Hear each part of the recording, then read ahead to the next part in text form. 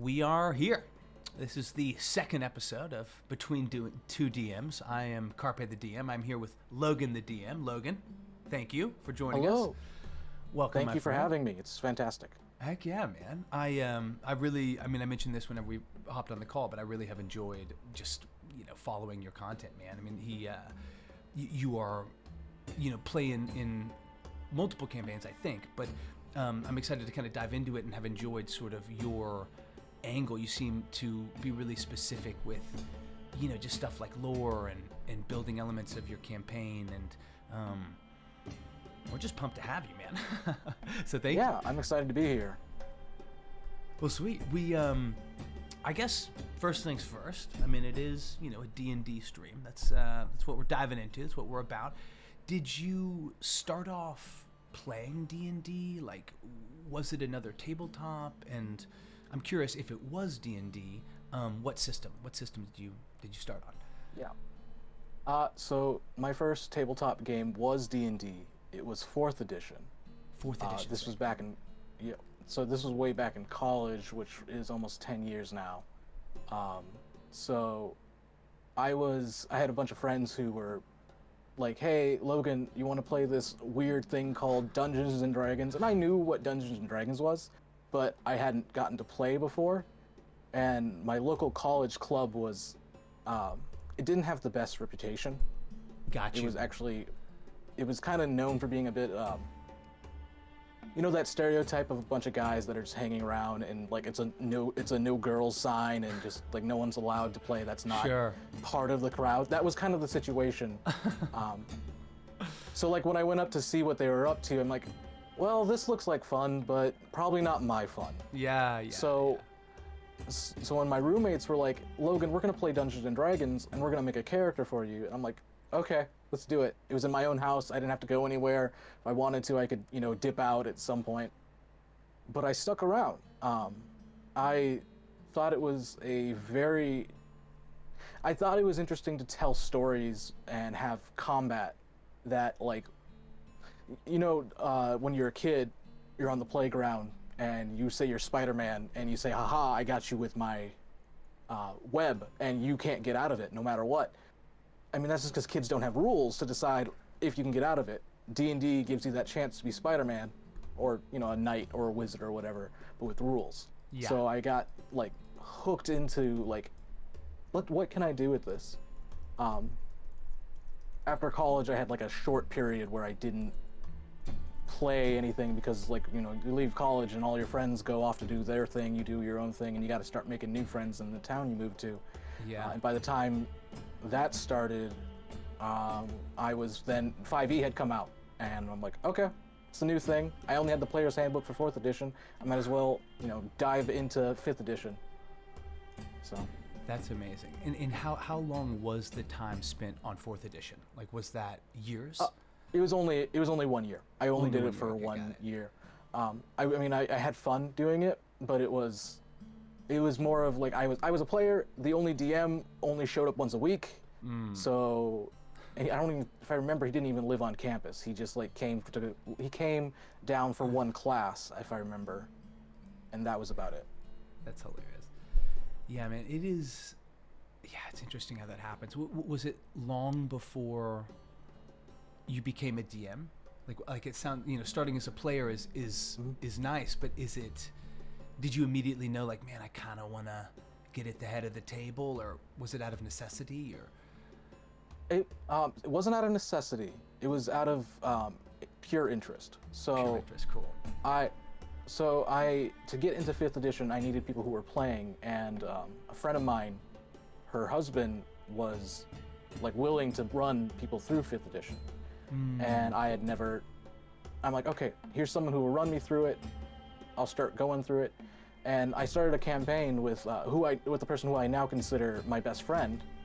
We met during this game, but we were running through a campaign that lasted like 6 months. And by the end of it, it literally started with us just being some Dragonborns who, okay, so this is gonna get like a little explicit, just a please, little bit. Man. So get fully explicit. Okay. Please. Okay, so I was because I wasn't original, my Dragonborn's name was Brogan. Let's go. And his was, my friend named his Dragonborn Brosif, and we're a bunch of bro dragon brothers. Just bro, brah, You constantly. Needed, yeah, that type of. you needed Bragon as well, or something. Yeah. No. Well, so somehow, I don't know how, I can't explain this. The DM was like, okay, so what do you want to do? I'm like, I want to try this warlock thing. I haven't been a warlock before. Let's try it. What do they do? They have a pact patron. I'm gonna pray to some weird eldritch being. I don't know what it is. And like, then I'm reading up on Dragonborn lore. I'm like, who is this Bahamut guy? And they're like, oh, that's the god that they worship. Yada yada yada. I'm like, can that be my patron? And like, no, that's more of a cleric thing. Well, I still want it to be my patron. Yeah. Can it be something lying and saying it is Bahamut, and I'm tricked into worshiping like that? And So good. from there came the creation of Brohamut, the dragon that we worshipped. And Bahamut told me and my friend, who was a cleric, who worshipped him as a cleric, that he is a giant eldritch dragon being that will save us all. But you have to be careful because of his giant comet, the comet of Bahamut, that is coming hard and is coming fast. And the two things we need to care about is fucking shit up and getting our dicks wet. Let's go. That was literally the two things he told us to do. And for a first step into 5e, I will say it really did introduce me to like this is probably the first time I was allowed to be a little bit more adult, quote unquote. Sure. And it taught me things. Probably don't necessarily want to do that with someone I don't know. I'm very lucky. The person I was playing with is such a chill guy and was like into the same thing I was into. If I went to a table saying like, "Hey, this is my concept," and like as a DM now, if someone came to me and like, "And I don't know you," nope, sorry, that's a hard no. Totally. Right off the gate. I don't know you. This could end horribly. There are trust issues, like understandably. Yes. And that's so funny, Logan. Man, the comet of Brohamut, get up on it. Yes. That's absolutely hysterical. You kind of mentioned, when you were in college and first kind of being exposed to D&D, the kind of D&D, club at the school kind of had that like old school, unfortunately sometimes accurate stigma of like the D&D gatekeepers, right? The like weird BO and like just whatever it would be, right? Sort of the exclusivity and kind of the limiting the fun of D&D. And that sort of like just kind of is an important point that the experience is so much defined by who you're playing with. And so when you turn around and you're playing with, your friends or somebody that is just chill and is trustworthy, right? That you can kind of find boundaries with and like play around with, it's just such a better game. Like it's just so much, it's just night and day. Like, I mean, and I could see that being really, really enticing. That's so rad, man. Well, cool. Well, you kind of already answered what was going to be my second question. Did you start off as a player or a DM? But I am curious, because you said it, it wasn't too long, it was about a year later you became a DM yourself, and it wasn't out of necessity. You were just sort of given an opportunity. Do you feel grateful that you were a player first? I feel like people ask that question a lot of DMs, like, do you prefer being a player or a DM? And I'm just curious kind of your thoughts, or if it influenced kind of how you DM. Yeah, so after 6 months of playing that campaign, I wanted to get my feet wet, because being a player was fun, but like the ideal situation I think I want to do is like I wanted to create, and I wanted to be a creator of something, and being a DM really gave me that opportunity. So I think now looking back on it, so I've been DMing Dungeons and Dragons for 7 years now. Sick. And in that time frame, I've learned a lot, and I don't think you can ever really say you prefer one method versus the other, like being the DM versus being a player, because I will never be able to create every world that a DM has ever created. So if I can't create that world, the next best step is playing in that world. Cool. So I really like when I meet someone who has like a really cool idea and I can jump into it, awesome. On the other hand, I know I have ideas other people have never considered. That's just the fact of life. And if, I'm not going to create it, if I'm not going to take the time to make it, then, no one will. Yeah, that's so cool, it's like a mix.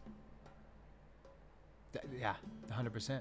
Do you, I mean, that sounds really creative. Like, I'm more just curious, like, do you write, like, in your free time? Is that something that is an outlet for you, like, before D&D? Or was it spurred by D&D once you kind of got into it? It was probably spurred by D&D. I mean, I think when I was in high school, I was like, oh, I'm going to write short stories, or I'm going to write, actually, I wrote poetry because I was a sap. Let's go. No, dude. No, that's sick. So, but it really, I didn't feel the structure that it was like. I didn't feel like there was a structure for my writing. Now I probably write more lore than anything. Cool. Like for my players, and like so they can get a feel for how things are, because I probably have not played. The last thing I've played published as an adventure was Tomb of Annihilation. Okay, yeah. And that was like 5 years ago. It's been homebrew ever since. Very. And cool. I'm actually like, as even though I've only done homebrew for so long, I'm actually excited for their the new book, The Radiant Citadel, because it's a new feel, and it kind of makes me like, it's inspiring me to write on my own as well, like to see adventures being written by BIPOC people also in this space and being a huge deal within the D&D community. I'm like, hey, I can be a big deal if I put the effort into it. Yeah, man. I mean, I feel like I've already witnessed that. I mean, and it's so funny because that's just giving me a bunch of questions, but I want to stay on this topic. Like, it is, especially with all these modules, right? And I think people really needing and wanting so badly to be able to like share perspectives, share POVs. Like the format of D&D gives such a platform for that, be it like alt future or classic high fantasy or however you want to kind of paint it. That's so rad, man. And just quick holler at Gurvanch. Good seeing you, Unsolved. Appreciate you rolling through. This is Logan, the DM, really skilled just storyteller and DM coming through and just hanging with us today. Vinkman, welcome. Appreciate you stopping by. These are the Wednesday DnD chats. This is between two DMs, Carpe the DM and Logan. Really appreciate Logan just dropping some bombs on us. Vinkman says, I haven't played D&D, but it sounds like Stephen King's advice for writers: read a lot. Having different DMs should be the counterpart of this. 100%. I mean, they literally put that in the Dungeon Master's Guide, right? I mean, they have like a cool list of, most of them classic fantasy series, but yeah, I too have felt that massively. Well, would you mind? I mean, would you be into sharing like some of your favorite kind of homebrew moments over the past? I mean, I know that's a huge question. I just more, anything that kind of jumps out at you, because I mean, I especially if it pertains to, reading something and then applying it to your campaign. Yeah. Okay. Probably the one campaign that I got the most, like, quotable moments. Actually, no, there's a lot of them. I can't just say there's one. But probably one of my favorite is, I called it affectionately the Evil campaign. Because I actively told the players, like, hey, you guys are going to be part of an Assassin's Guild. Let's go. And your job, and the way that they leveled up in D&D, like normally you either do milestone or you do EXP. Sure. And I said, in this case, the milestone will be you're given a contract, you fulfill the contract, you level up. Wow. So they got really motivated to get to the contract. So every single fight was going to be a long, like, you have to get this far until you finally get to your target and finish them off. Sure. That whole campaign was probably inspired actually not by, maybe not one story in particular, but it was inspired by fascination with the Ars Goetia. Oh, I'm not familiar with that. Is, yeah. Is it it's an old book of, it's an old, no, it's not. I mean, it is a book, and there's a series about it, but it's about demonology. Oh, wow, okay, okay. So I became obsessed with, like, how did, like, so you had medieval people trying to perform alchemy, and part of it was like talking with demons to get certain magics done. Yeah. And the Ars Goetia was the book that had that information. So I required them to pick a demon from the book, name themselves after the demon, and then they were called the Ars Goetia. And the idea is that they were demons. Yeah, that was the guild's name. Wow. So they were collectively like demons in the night that would go and kill a bunch of people. Logan, And then the other sick. inspiration. And then the other inspiration for it was Skyrim, because I was just playing Skyrim that month, and I'm like, Sure. man, I really love the Dark Brotherhood campaign. This is so fun. Why can't I be an Assassin's Guild? I'm like, oh, I can make my own Assassin's Guild, but better. So that is so great, man. And that's exactly what Vinkman was talking about in terms of like taking whatever it would be, like a literary point of reference, something from pop culture media, and then like reskinning it in a much deeper application. It's also, I mean, I as a player would find that so satisfying, because you have a clear objective, especially also whenever the level up is dangled in front of you, kind of the player's eyes can get a little bit wide, right? And I've never run an evil campaign as such, but I have brought in characters that have evil intentions to play alongside my characters, which has been super fun. But I just wanted to speak to that because, Logan, yeah, I mean, it's just a great example of a DM finding a way to motivate their players, and that is really what sinks the hook deep, and I think can lead to some really, I mean, cohesive chemistry, right? Like in your parties. But man, it brings people back to the table. Like that's, that's just a very cool way to do it. The really interesting bit about this mechanic is I've done milestone before, but I never told them what the milestone was. Yes. So they didn't know what it was. They didn't know what was going to trigger it. They thought, okay, after this fight, maybe after this fight, do we level up? Do we low? But when I told them what the goal was, what the clear goal was, they became so much more organized in their play and how they wanted to do things. Because, okay, if we want that sweet endorphins from leveling up and putting bigger numbers on my sheet. Come on, baby. Yeah, let's go. Yeah, exactly. I have to put the big number on my sheet. I need to kill this guy over here, and this guy over here is protected by this whole army. How do we do it? And all of a sudden they're starting to thinking, well, we don't have to kill the army. We just need to kill the guy. So let's be sneaky about it. Fuck yeah. And let's scry on this dude. Where is he? That's so exactly. How did that, like, did they... Two questions. Did they, and then 1,000 more, but did they all start off at level 1, or did you kick them off at a level like 5, or? Level 8. Level 8, okay. I knew it was going to be hardy. That's amazing. And, and I'm curious, like, about how many contracts they ran, and I mean, get us on some hits. And I'm going to get to those comments, Garbage. Sorry. Yeah. So they ended up, we ended that at level 14, so they must have had 6 major contracts. Sick.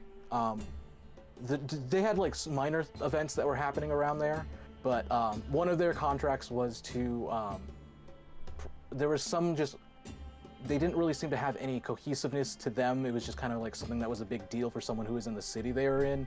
Like there was a contract to kill this weird ash spirit that was hanging outside of town.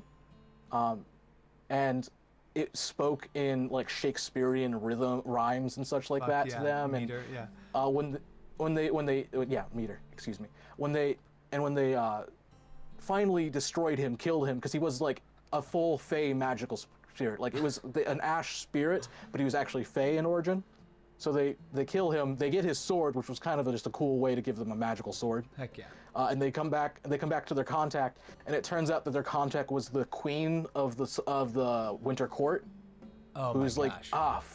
finally we got rid of him. It's been not hours. Well, actually, for her it was like hours. I kind of had this thing that the Fae do not understand time by our constructs. Yes. Like to her, a full day was like minutes to us. So she's just like, he's been gone for just too long. Yeah. Just a couple hours, but that's too long. And by his death, he was able to be reincarnated in the Winter Court for her. Oh man, I love that as a device, because that is taking death more or less, right? Is taking a contract where they're meant to more or less like murder someone in the classic assassin sense, but it's actually like doing a significant bit of good. It's almost like healing a providing closure to a relationship or something. Yeah. Damn, that's cool. Because, there is something to be said for the good old fashioned throw 8 hobgoblins at them. Let the boys come out, fireball, action surge, but finding ways to sort of make even combat more wrinkled, right? More kind of heightened, or even just giving a goal to a death like that, as opposed to someone just, dying. I want to holler at you with this because on Monday, Logan, we basically did a kind of PC character generation stream, which was super fun, and Unsolved Productions, my man Gurvanch came through. He's never actually played D&D, but has just been kind of hopping on some of these streams and have really enjoyed hanging out with you, man. But he made what ended up being a dragonborn paladin.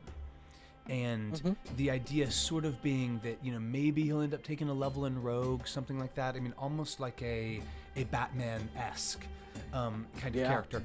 And he was saying that kind of sounds like me in that kind of contract campaign, like sort of getting in on something like that, a little bit of a Dark Knight or a antagonist with something to prove. And The Man, good seeing you, man. Appreciate you coming through. Yeah, The Man is Alexandria RPG. I don't know if you're familiar with him, Logan, but just runs a really cool page that spotlights, indie TTRPG creators, and I just always enjoy your stuff. I'm actually going to shout you out real quick, Alexandria, because I added this sweet plugin that I think can do that, unless, of course, I have booched it, which is possible. Did I misspell it? All right, we're just going to rip. Let me know, The Man, if I messed that up. What was the first role-playing game you ever played? Let's go. Teenage Mutant Ninja Turtles by Palladium. I did not know what role-playing was at the time, but I really did like. Great. And I'm also realizing that my lovely and patient guest, Logan, cannot see that I just did a shout-out on stream that brought in Alexandria's page briefly. No, Explain sorry. my silence in my laughter. I did not set you up for success in that moment. But want to shout out Alexandria. He's a great content creator on Twitch. Runs some really fun stuff. Appreciate you coming through, man. Okay, Logan, thank you so much for dropping just your perspective and your experience on that. I too really enjoy hearing from DMs, and I want to kind of keep the questions coming. The next one was going to be, do you typically run adventure books or homebrew? Did it start that way? You've already, of course, hit us with that. I have never run. It was Tombs of Annihilation, right?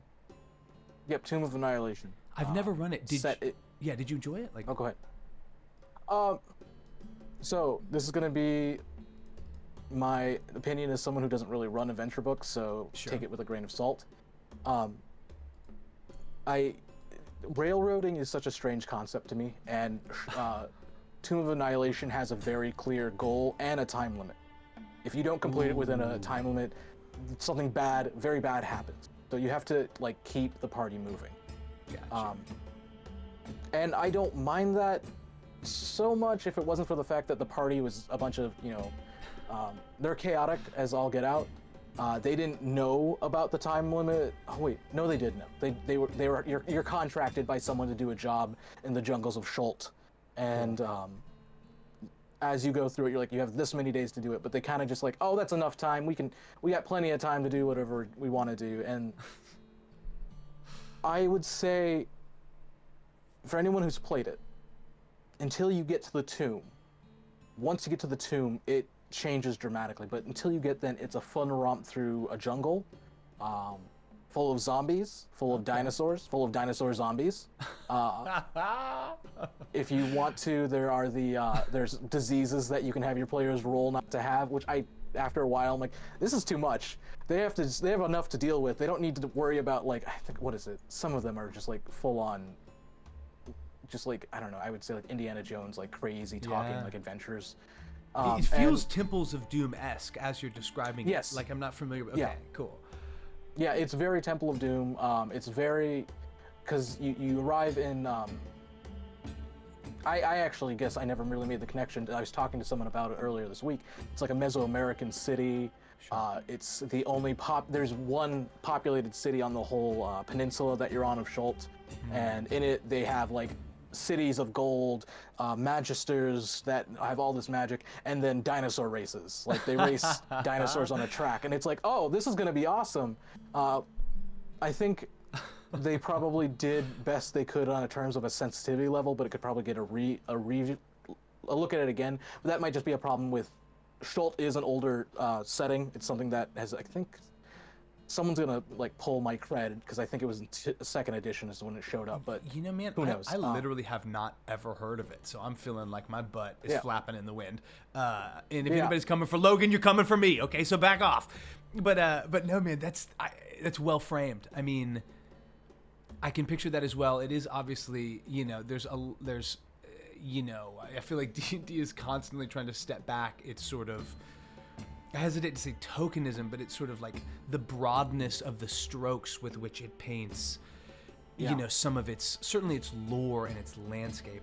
And I think if we had all the time in the world, we could talk about just Mordenkainen's Monsters of the Multiverse book and why they made changes in it to Monsters lore. Because it was so pointed towards that direction. Yep.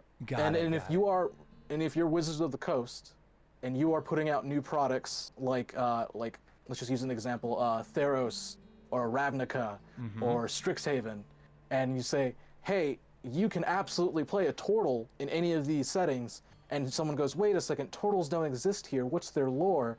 You say over here that this is what turtles do, so they do the same here, and it limits the DM in a lot of ways. But I also understand people who want to say, like, you know, all blanks are blank because they were created by this god, so they must be like this. I get it, 110%. Too bad fantasy doesn't run by actual rules. It's just whoever says it is what it is. Yeah. That's, and that has sort of come up with Tasha's a little bit, right? In terms of, like, the ability score, right? Application in terms of being able to be highly fluid, which, I mean, wasn't even a question I think I had on there, but like, what's your opinion on that? I mean, do you like the Tasha's, you know, stat changes? I like them just because I think it makes sense to like highlight. So like anyone, you know, there's some people that are clearly more athletic or someone who is more inclined towards like anyone who plays an instrument, for example. I can't play anything.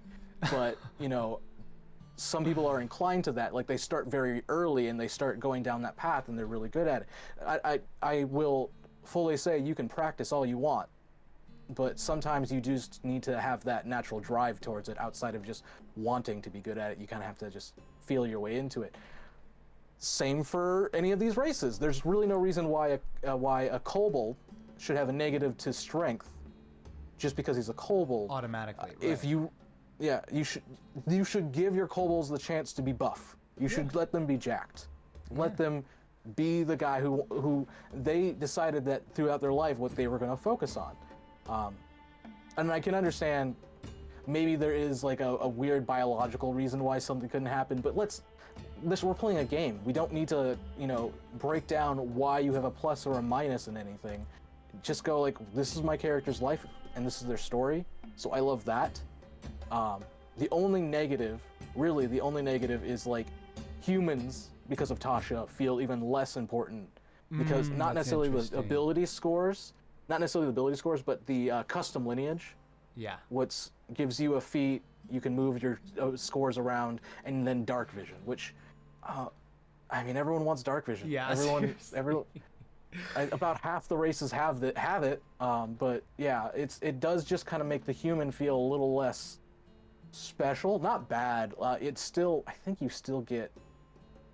Okay, now I'm curious. Give me 1 second. I can find this in 1 second. Pull it up. I mean, because the feat is huge and still advantageous, right? Yeah. Like that's still a reason to pick a human, but it used to be that highly customizable, like moving of so many ability points. Now everyone can do that. And it's just. Oh, go ahead. Oh well, no. I just hadn't thought about it from the human's angle.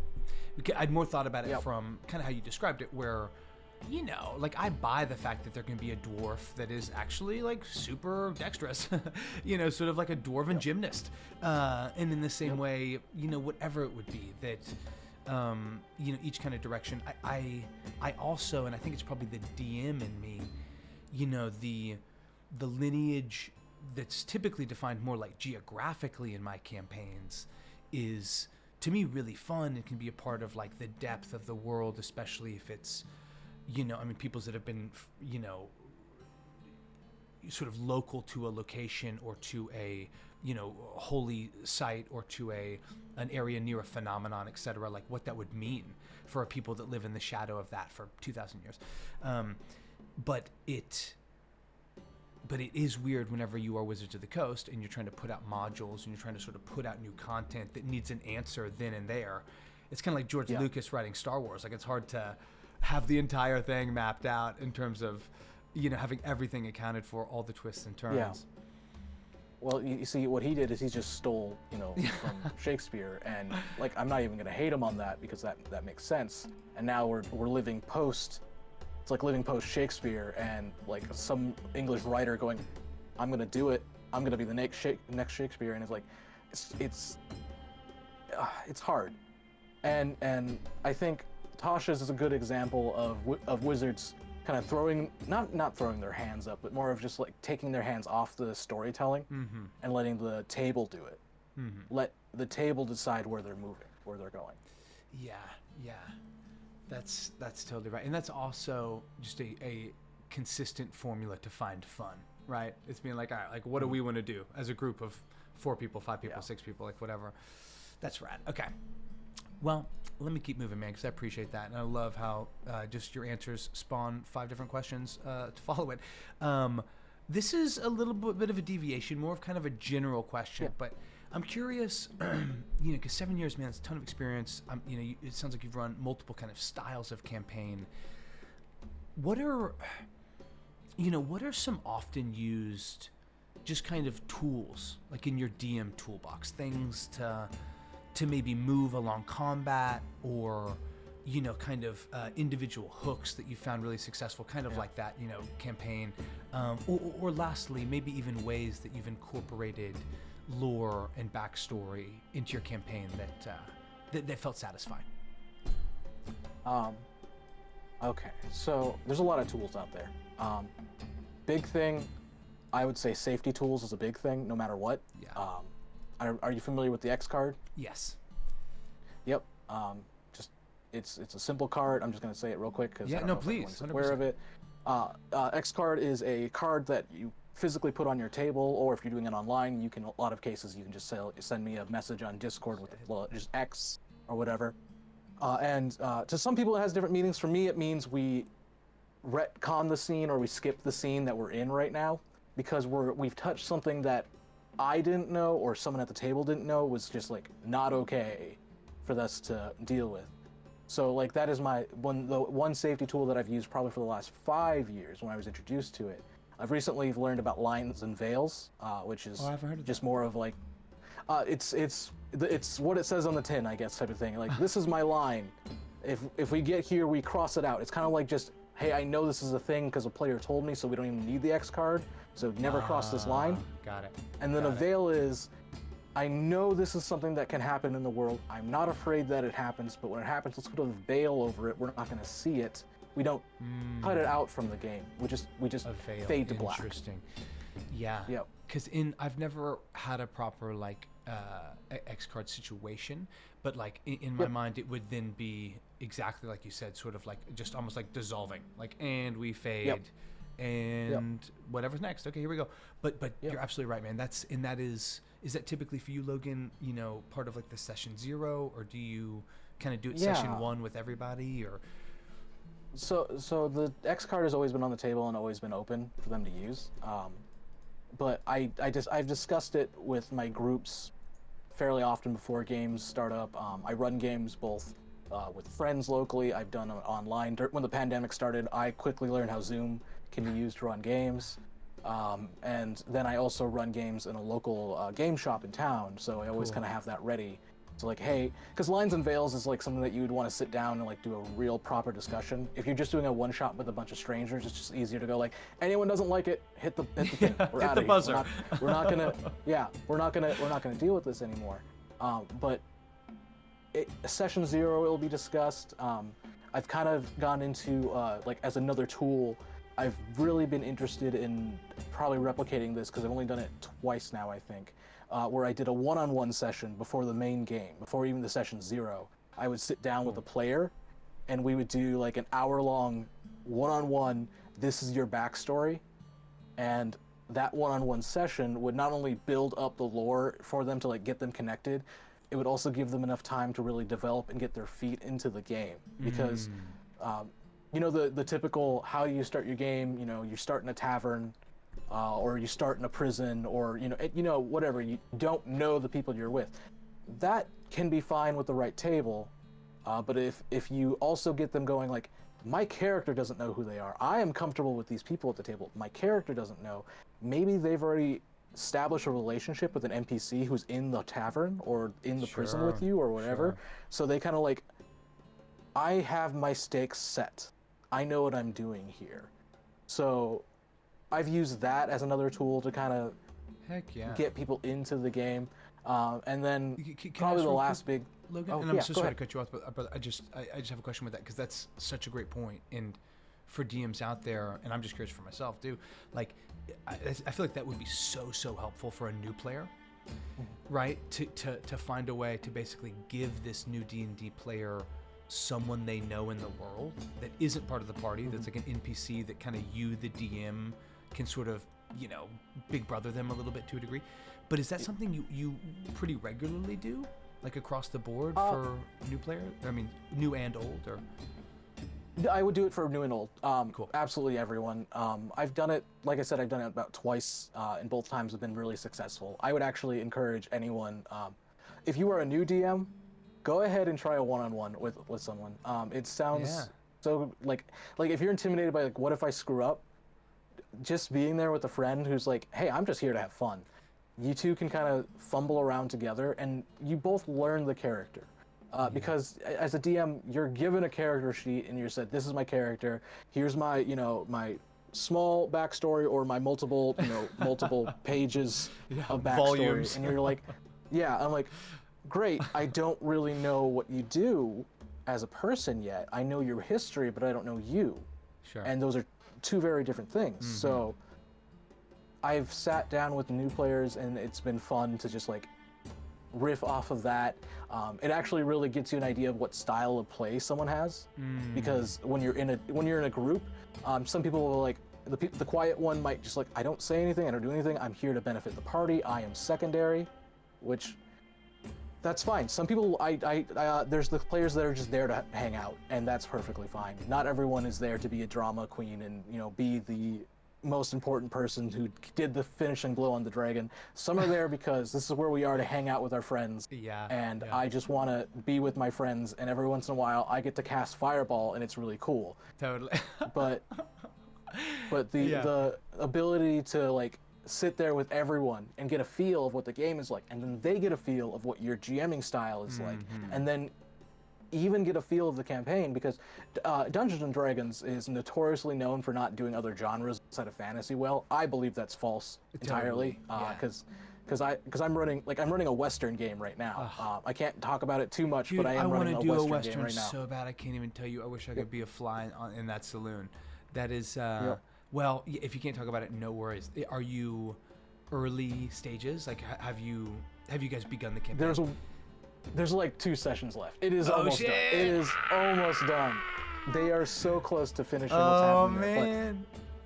But like, to get a sense of what that game is like, it's you know, 4 strangers that were hired by someone to find a missing cattle worker, and the only clue that they have is a feather that's about this big. It's a big feather, dude. They don't really know much about it. Well, they do now, but when they started off like, hey, go find this guy. This is what we found in his room, please. And they're on their way to try and figure it out. Man, that is rad. Okay, that's so sick. I felt like I cut you off whenever you were dropping some Toolbox knowledge on us. Yeah. I truly, I could, I mean, you have an infinite amount of time with any of these questions. Oh, okay. I mean, the last thing I'll say, there's online resources everywhere. There are tools everywhere. I guess I can't really recommend one thing versus another because I know everyone has their own, like, their own way of doing things, their own way of playing. I would say tools you should probably get is something to track initiative, physical or digital. For years I actually used index cards that I would fold, and then I would just have them they would write their names on it, and on my oh, you would move them physically. Yeah, physically move them on That's a board. cool. So they would see, like, and the word I'm looking for is DM screen. That's what I'm looking for. So they would actually see, when I say roll for initiative, we start organizing, they would see who's in line. Yeah. And then as the enemy got on there, I would put the enemy's little tracker so they would know when the enemy is in line. And the reason why that's been so beneficial for them is, I mean, players it's choice paralysis. Yeah. I don't know what's happening next, so I don't know what to do next. But if you know, okay, my buddy just went, and now this dragon is gonna go, and the dragon's probably gonna try and breathe fire on us. Okay, so I'm gonna get ready. I know I'm probably gonna have to heal someone because I'm after the dragon. Yeah. So yeah. it's just having something physical is nice. Digitally, you can do it too. It's not too difficult with some tools. If you're sharing a screen, I guess. Do you mostly, Logan, play in person? Yes. That's awesome. Almost exclusively. That's awesome. I have recently been playing online with some folks.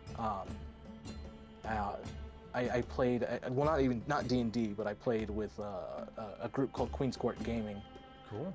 And we played Delta Green, and that was my first recorded online thing. So, Let's go. Well, maybe we can get the link to that at the end. That, man, a physical representation of initiative is such a great idea. Obviously, it helps the DM. You track it. You see it.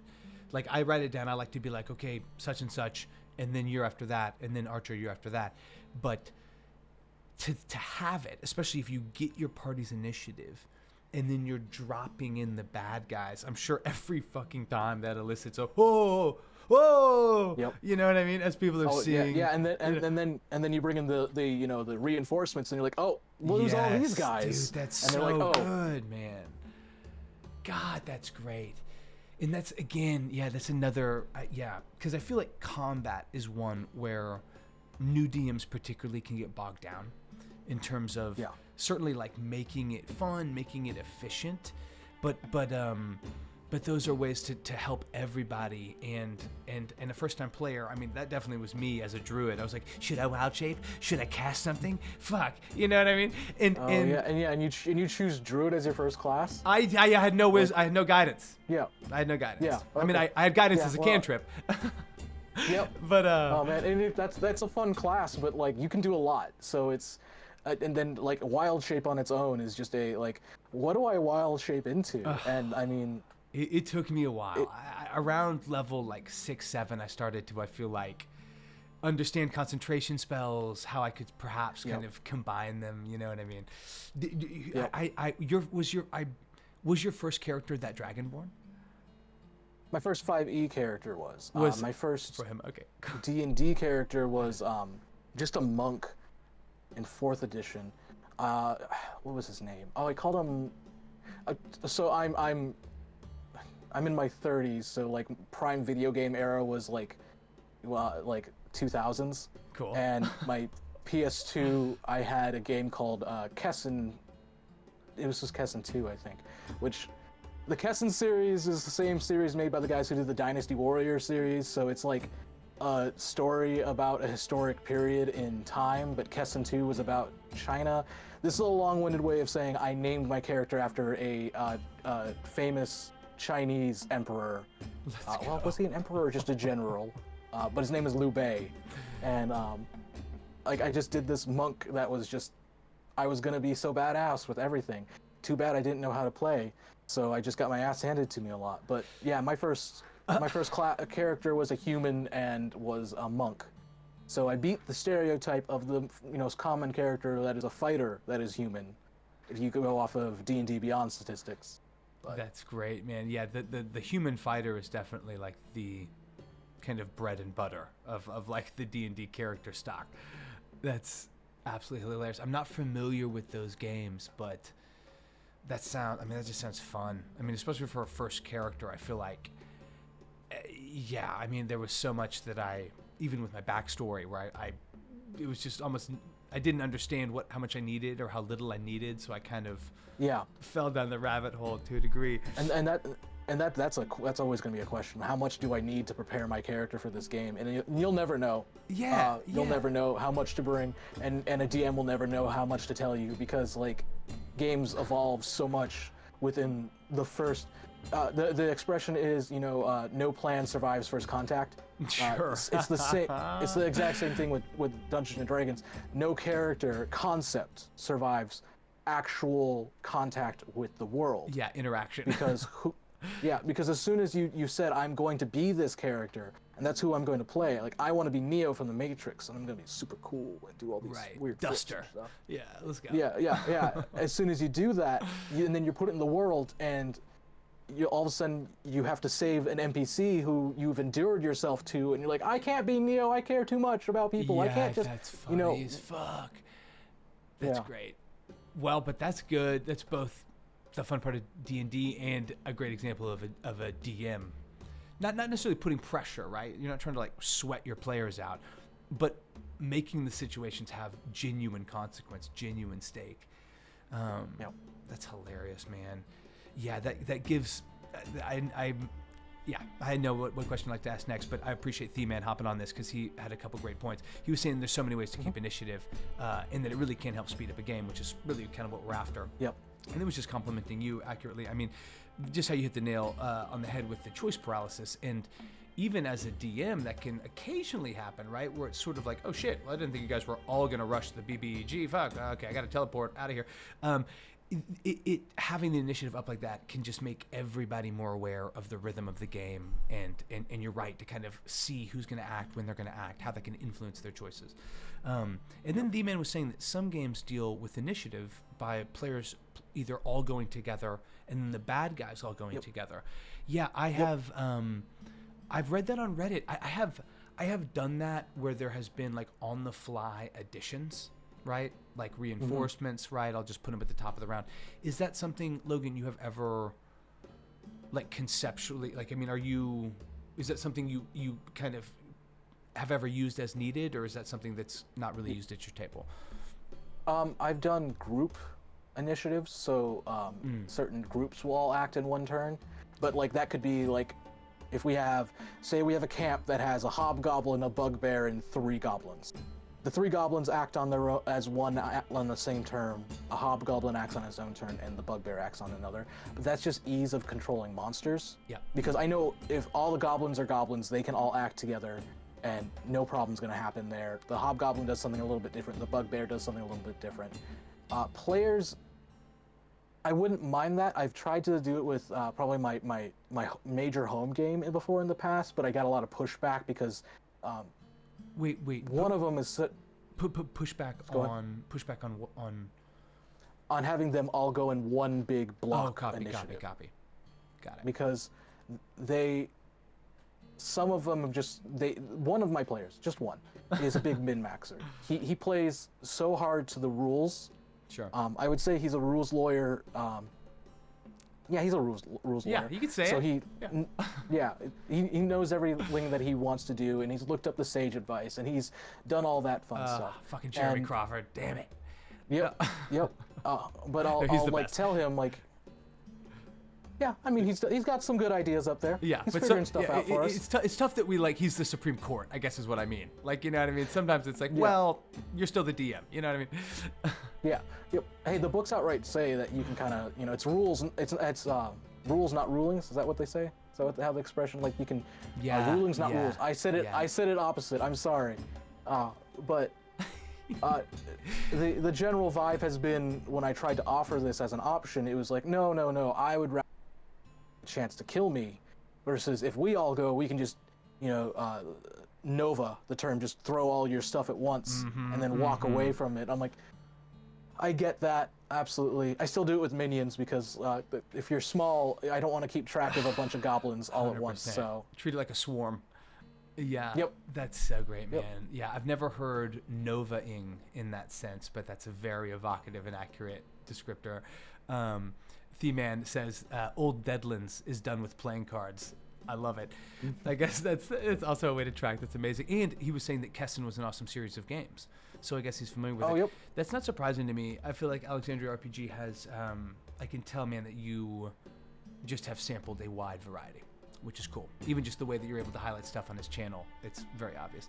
Vinkman was saying, I'm still working, so a little late, but just wanted to say something about the NPC helping new players. Even for professional writers, it's hard to define characters. It takes time. So this sounds so helpful, and I can see it as a sort of less invasive brainstorming. 100,000%. I have done that in limited capacities with people that are more specifically tied to backstory, kind of like Logan was speaking to, and at least in the anecdotal times that I have used it, it has been super helpful, and has also really helped explain a new environment. In this case, it was a new city, which can sometimes be a little bit kind of overwhelming. Like if a party, certainly a new player, is entering, a theater of the mind metropolis, knowing someone there that is a friendly contract that can more or less like take you to get a good cup of coffee, metaphorically, can just make the game more fun and also make it super immersive, realistic, right? That's super cool. And then D-Man was saying, being a rules lawyer is not a bad thing, but they never beat the GM. No, it's actually really nice to have someone who can back you up when you want to make a ruling. Like, oh no, I know where that is exactly. Yeah. Thank you, human encyclopedia. Like, I get the feeling, and tell me if this is accurate, I feel like you are a very by-the-book DM, which is how I would describe myself. But is that fair? Is that you feel like that's accurate or not? The book is a guide. Sure. It is 100% a guide.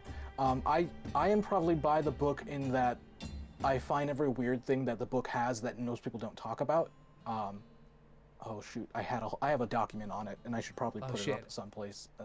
But basically, the book has rules for things that people are trying to homebrew all the time, when they already exist.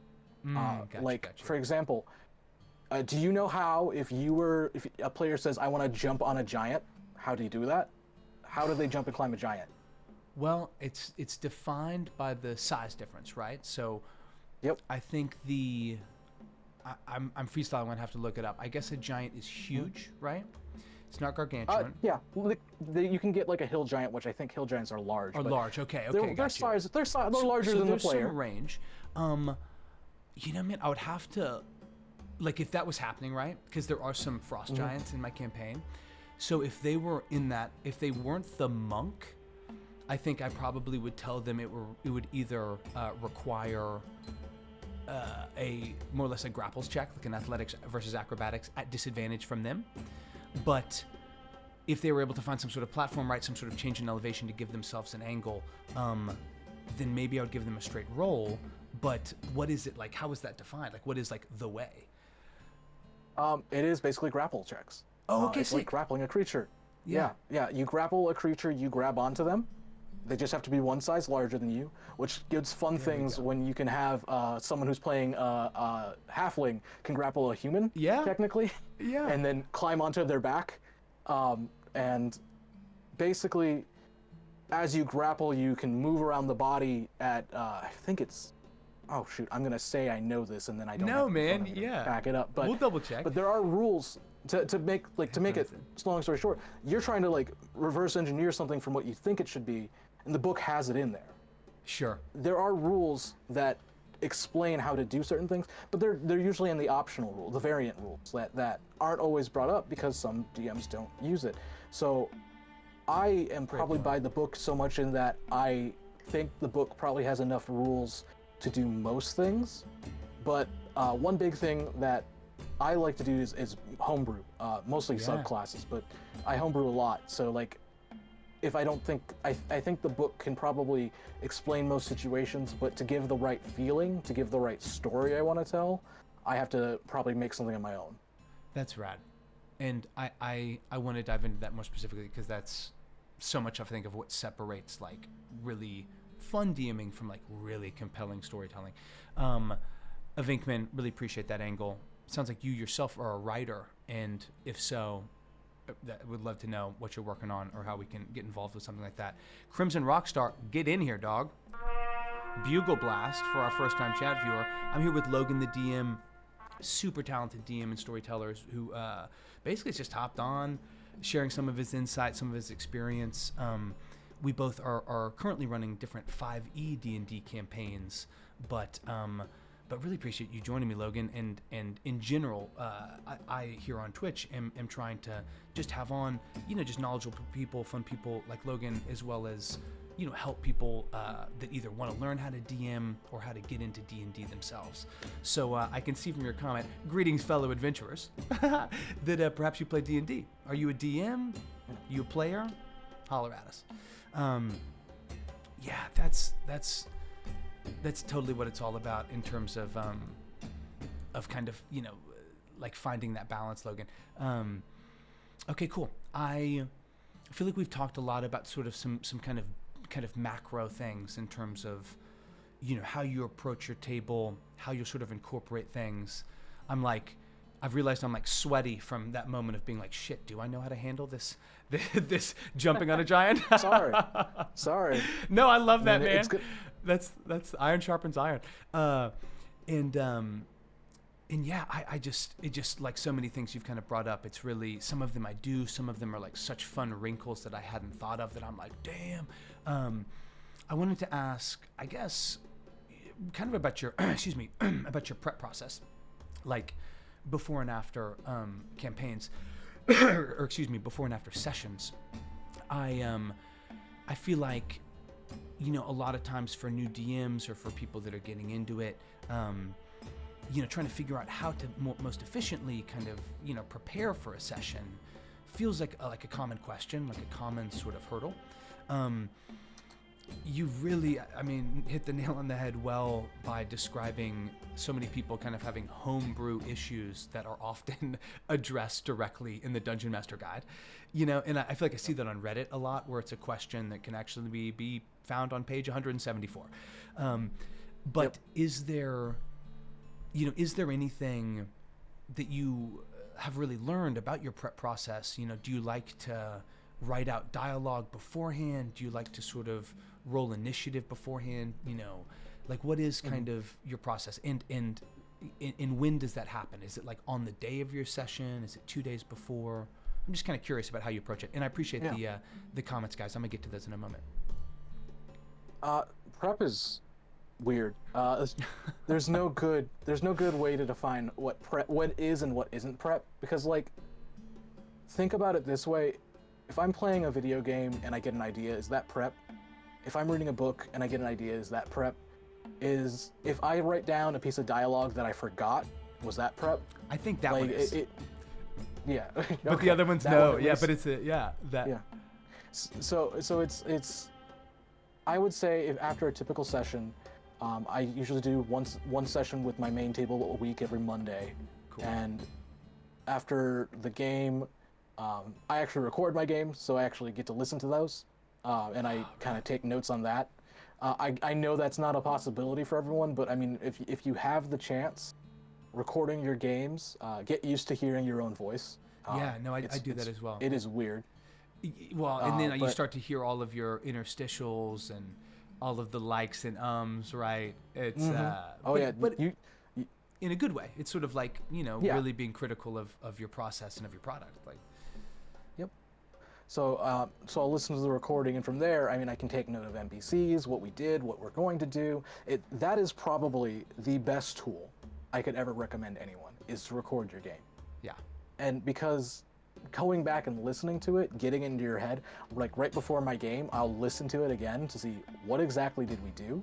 So right before, I am ready. I know exactly what we're doing, guys. You said this thing, you lied about that, I remember this. We're all good. We're Gucci fam. I remember, And, dude. Yeah, let's yeah. get gooch. But outside of that, like, I do care. I don't know how many notebooks I have in this room right now, but like notebooks full of just random notes and random ideas, and trying to keep organizations and people together and doing like, just I don't know. It's hard to like get pinned down the perfect process because I think it's different for everyone. So I'll listen. I'll write down little things that I want to connect. Discord, I will send messages to my players saying, "By the way, you said this thing one time, and that has implications. Yeah. Are you aware of that? And if you are, we need to talk about it so you're ready to handle it next session. And if you aren't, yay. Get ready. I get to know.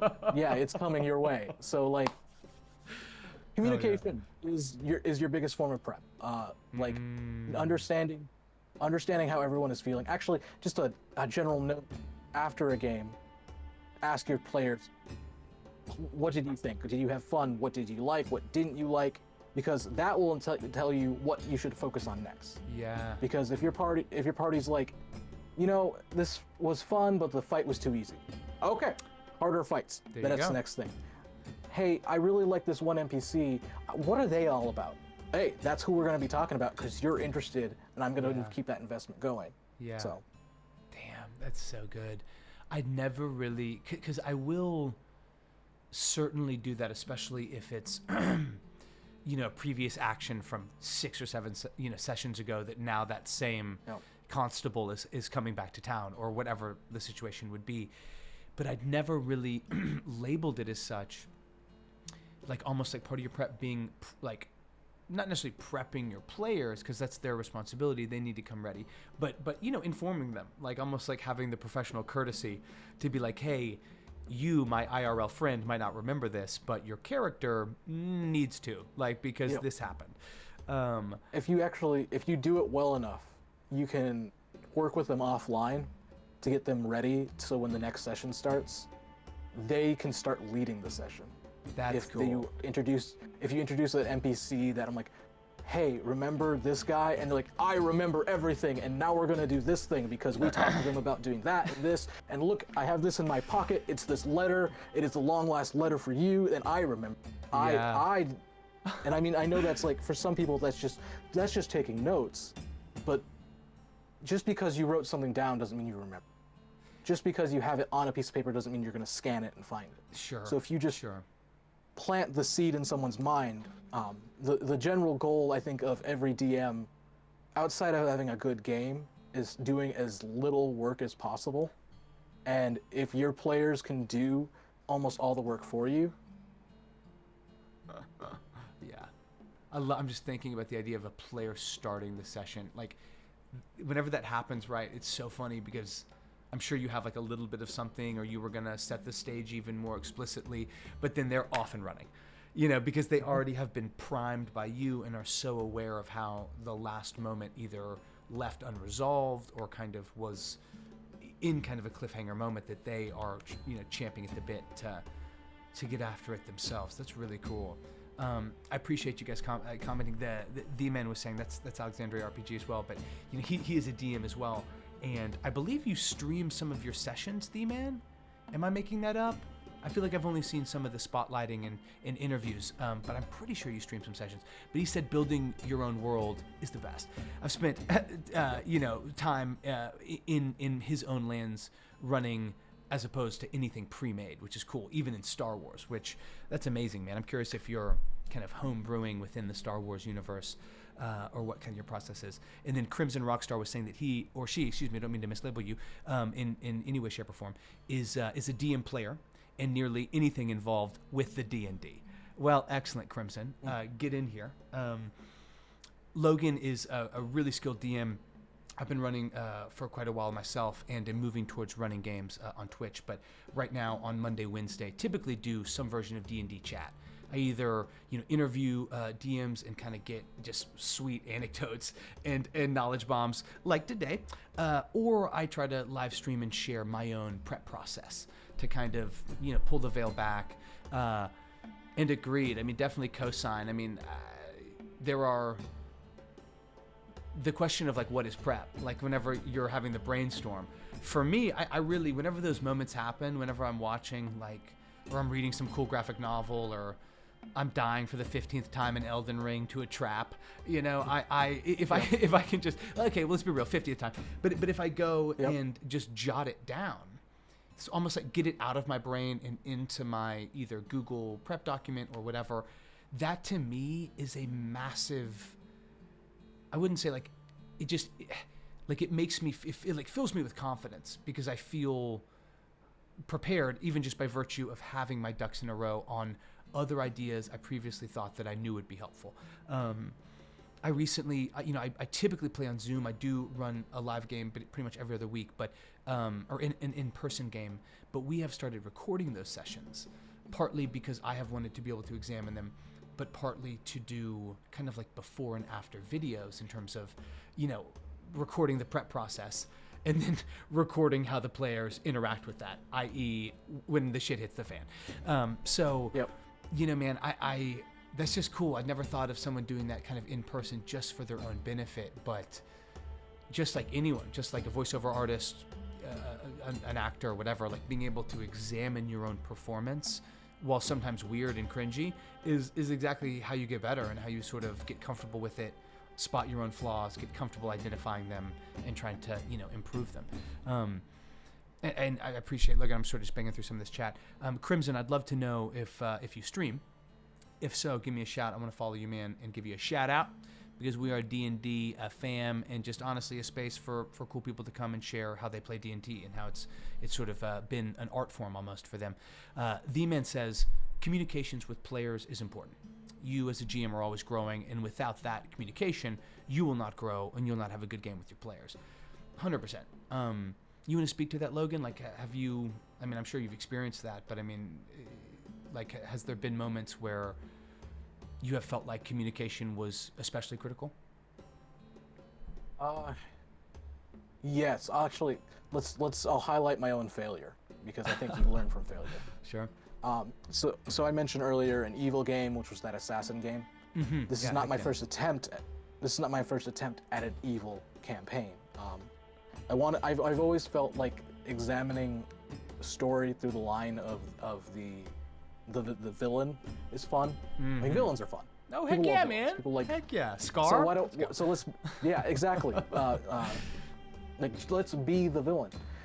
The first time I did that, I was pretty green on how I was running everything, and I was just not so sure on things, and I probably did not communicate well what I meant when I said an evil game, because most of them came to the game like, I'm a spy for the government, and we're gonna we're evil because we're helping the evil government. One's like, I'm an assassin in training. My mom's actually like a famous assassin, and my dad's just a shop owner. But ignore my dad. My dad's boring. My mom's cool. And then one's like, I run a morgue, but I actually have this. I gave him a portable hole. He ran around cleaning up bodies in a portable hole, then brought him to his morgue to clean up so that people couldn't find them. Hilarious. Portable hole is definitely a hijinks enabler. I love it. Oh, yeah, absolutely. But it did come down to one of my players who, he went into a direction I wasn't comfortable with, and I really should have said so. He went into this, like, I don't really want to get too much into the details because I think it's just. I felt uncomfortable. My other players felt uncomfortable.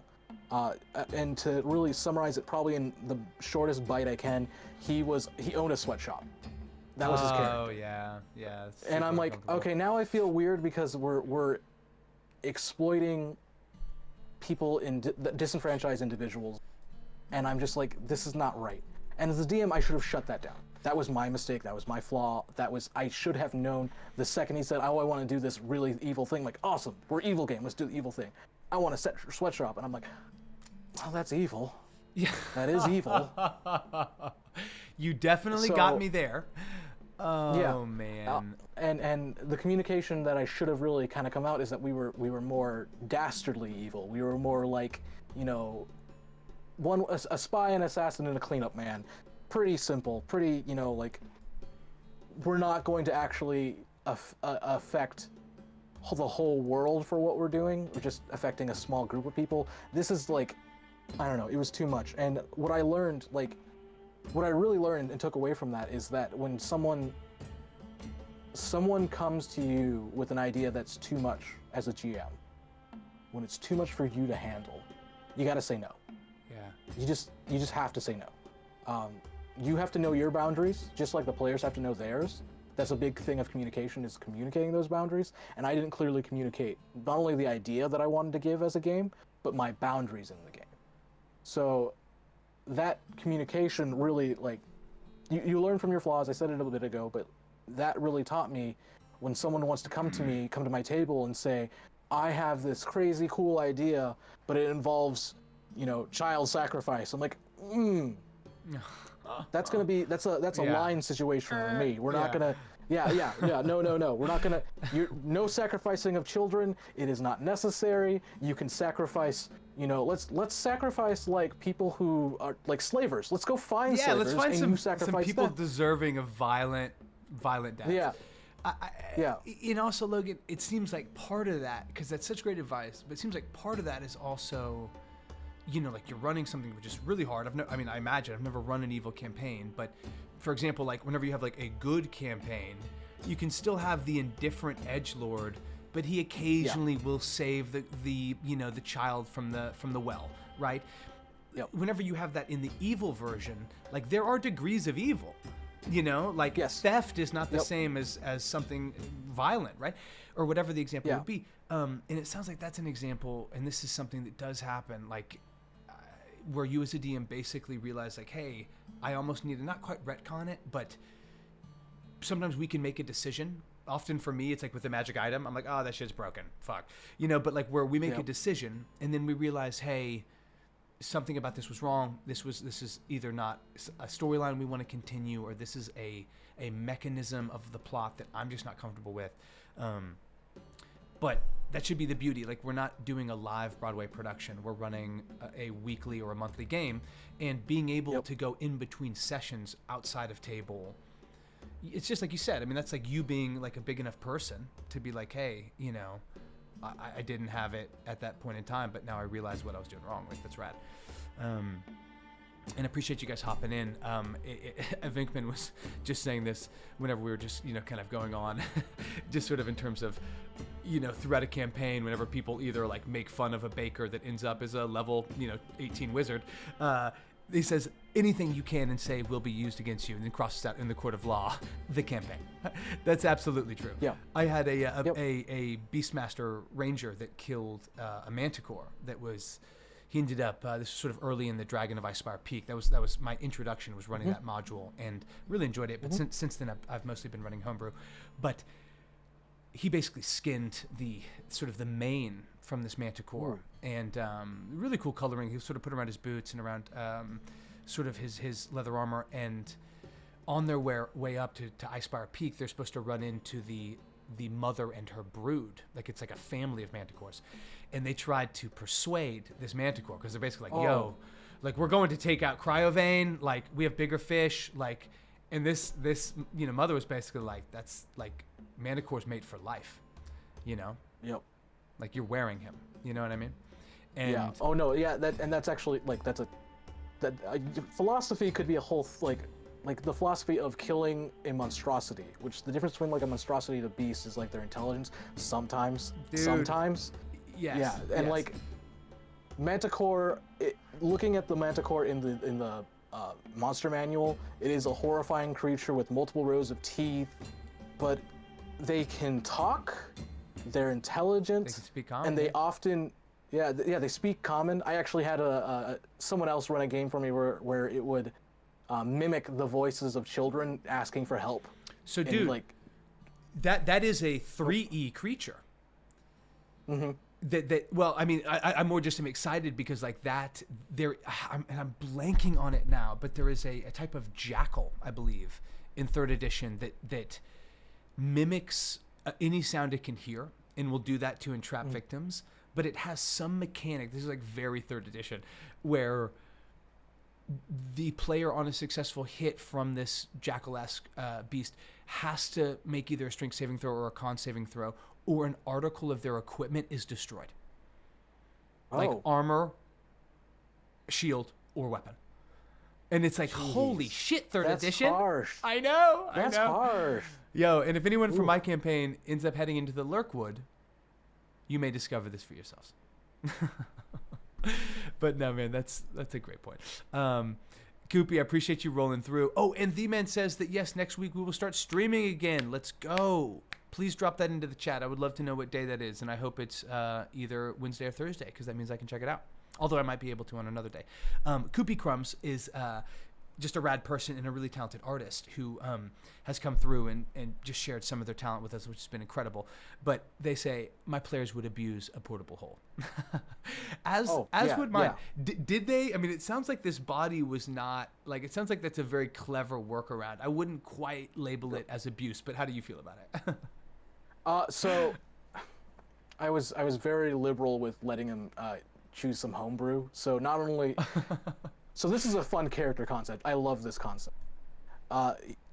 He was a myconoid, which is not a playable race in 5e. What is that? They're mushroom people. Mushroom people, like Toad. Yeah. Okay, cool. Yeah. Well, less humanoid, but yeah, full size. He was a myconoid, and he found some homebrew that someone made of it. I'm like, okay, cool, we can do it. It seems balanced, seems fair. But one thing it let him do, or either the homebrew did or he asked me, he said it would be weird for a mushroom guy, because there's no mushroom people that live in the city that they're in, to just be working on his own. So, there's a mushroom out there that it spreads its spores into insects, infects their brain, and turns them into zombies. Yes, I've seen that on Planet Earth, I believe. Yes. Yeah. So we did it. So he had one human that he kept alive, and that was his face. Shut up. And he had it speak through this guy while he just stood as working for this guy. Like, yes, this is my muscle. Please ignore my muscle. He is quiet. He does not speak. I am the one who speaks. So what it was is that he worked as a mortuary, where he worked getting jobs by the nobles of the city, and they hey, I got a little too crazy. Oh, yeah, okay. he's like, I got too crazy last night, killed a couple people, can you take care of it? They show up with the portable hole, throw the bodies in, go back to the mortuary, and the mushroom guy ate them. He put his spores to feed them. The horrible hole? That's fucking great. Yeah.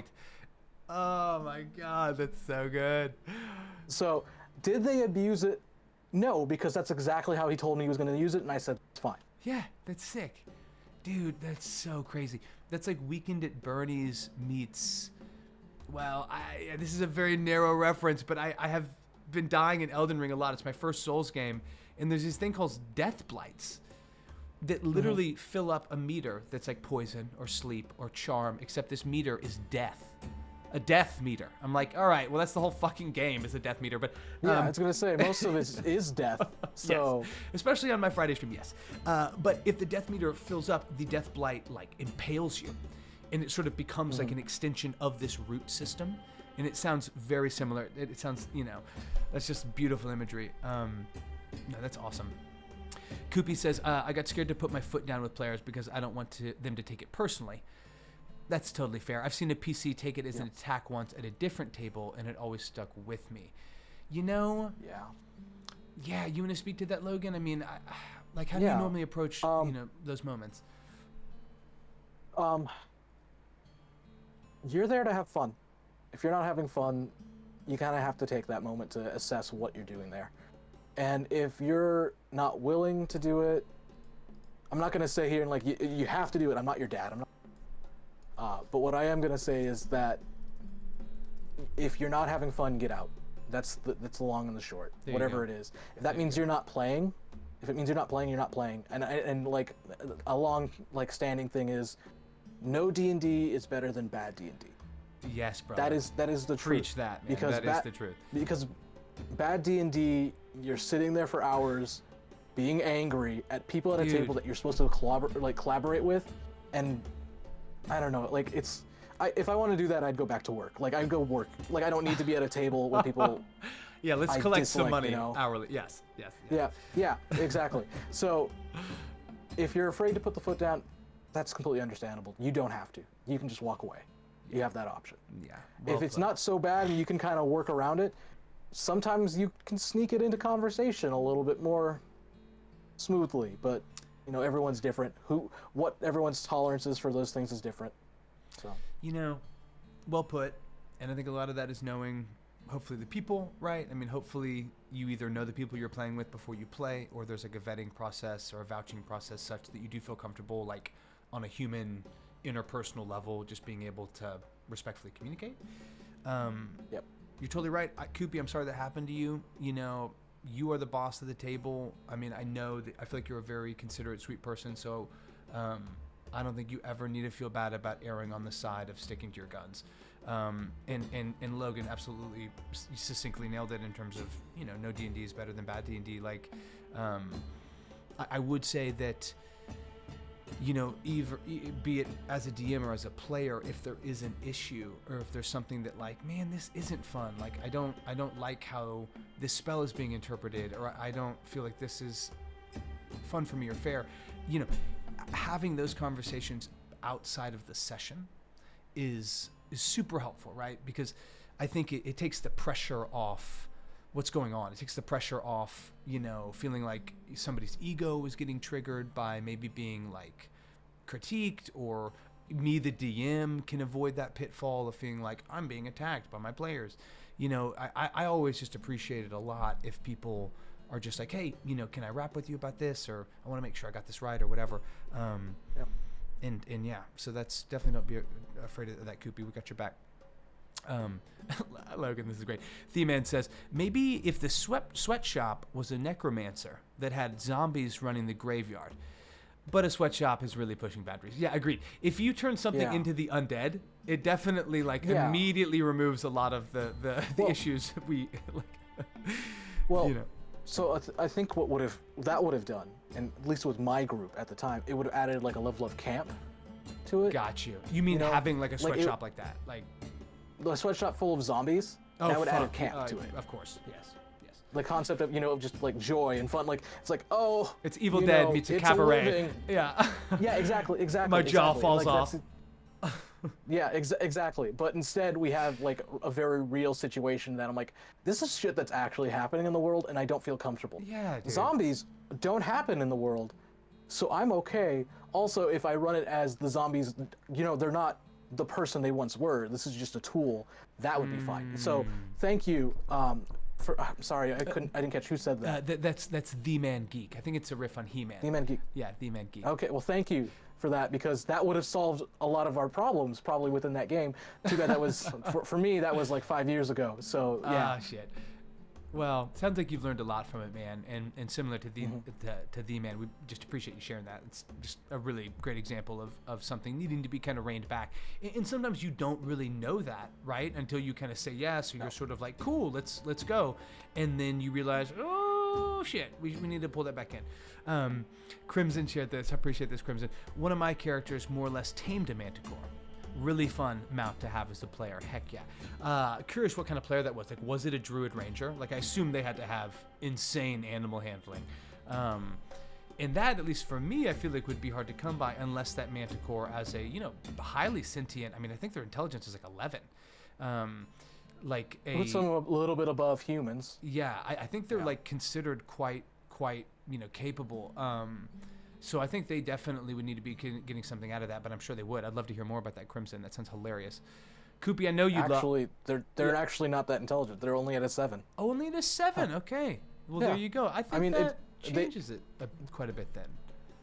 Yeah, like they can speak, but think of it less of like, think of it like a pure predator, right? A clever predator. He knows how to hunt you, and he knows that his voice can lure you in. Yeah. But because it's only at a 7, it's like you haven't really quite figured out everything yet. Sure. Yeah, and then if this person is providing a steady meal, right? Is providing some safety, like it's actually in the monster manual, it outright says that they'll serve masters. It's not actually uncommon. Dude, they are. Yeah. No, I appreciate that. In Logan, I love hearing those thoughts, dude, because you clearly have like, you just love, I mean, those anecdotes are so flavorful and are the things I love about D&D, especially in creature stat blocks, monster stat blocks, where there is so much care like given to something, right? They actually put that into Dragon of Icespire Peak whenever they introduce the Manticore. You know, they say, I'm paraphrasing, but they say, you know, a clever party may be able to negotiate with the Manticore. Like, you know, I mean, it's it's just speaking to a good table, a good DM, if they're providing other alternatives, even within the initiative order, outside of just combat, outside of just like stop this person's heart, he's gonna stop your heart. I knew that Koopy was gonna love the Shroom Boys. she is like a really, I feel like you've got a very interesting flair to your artistic interpretation. Koopy, so no doubt.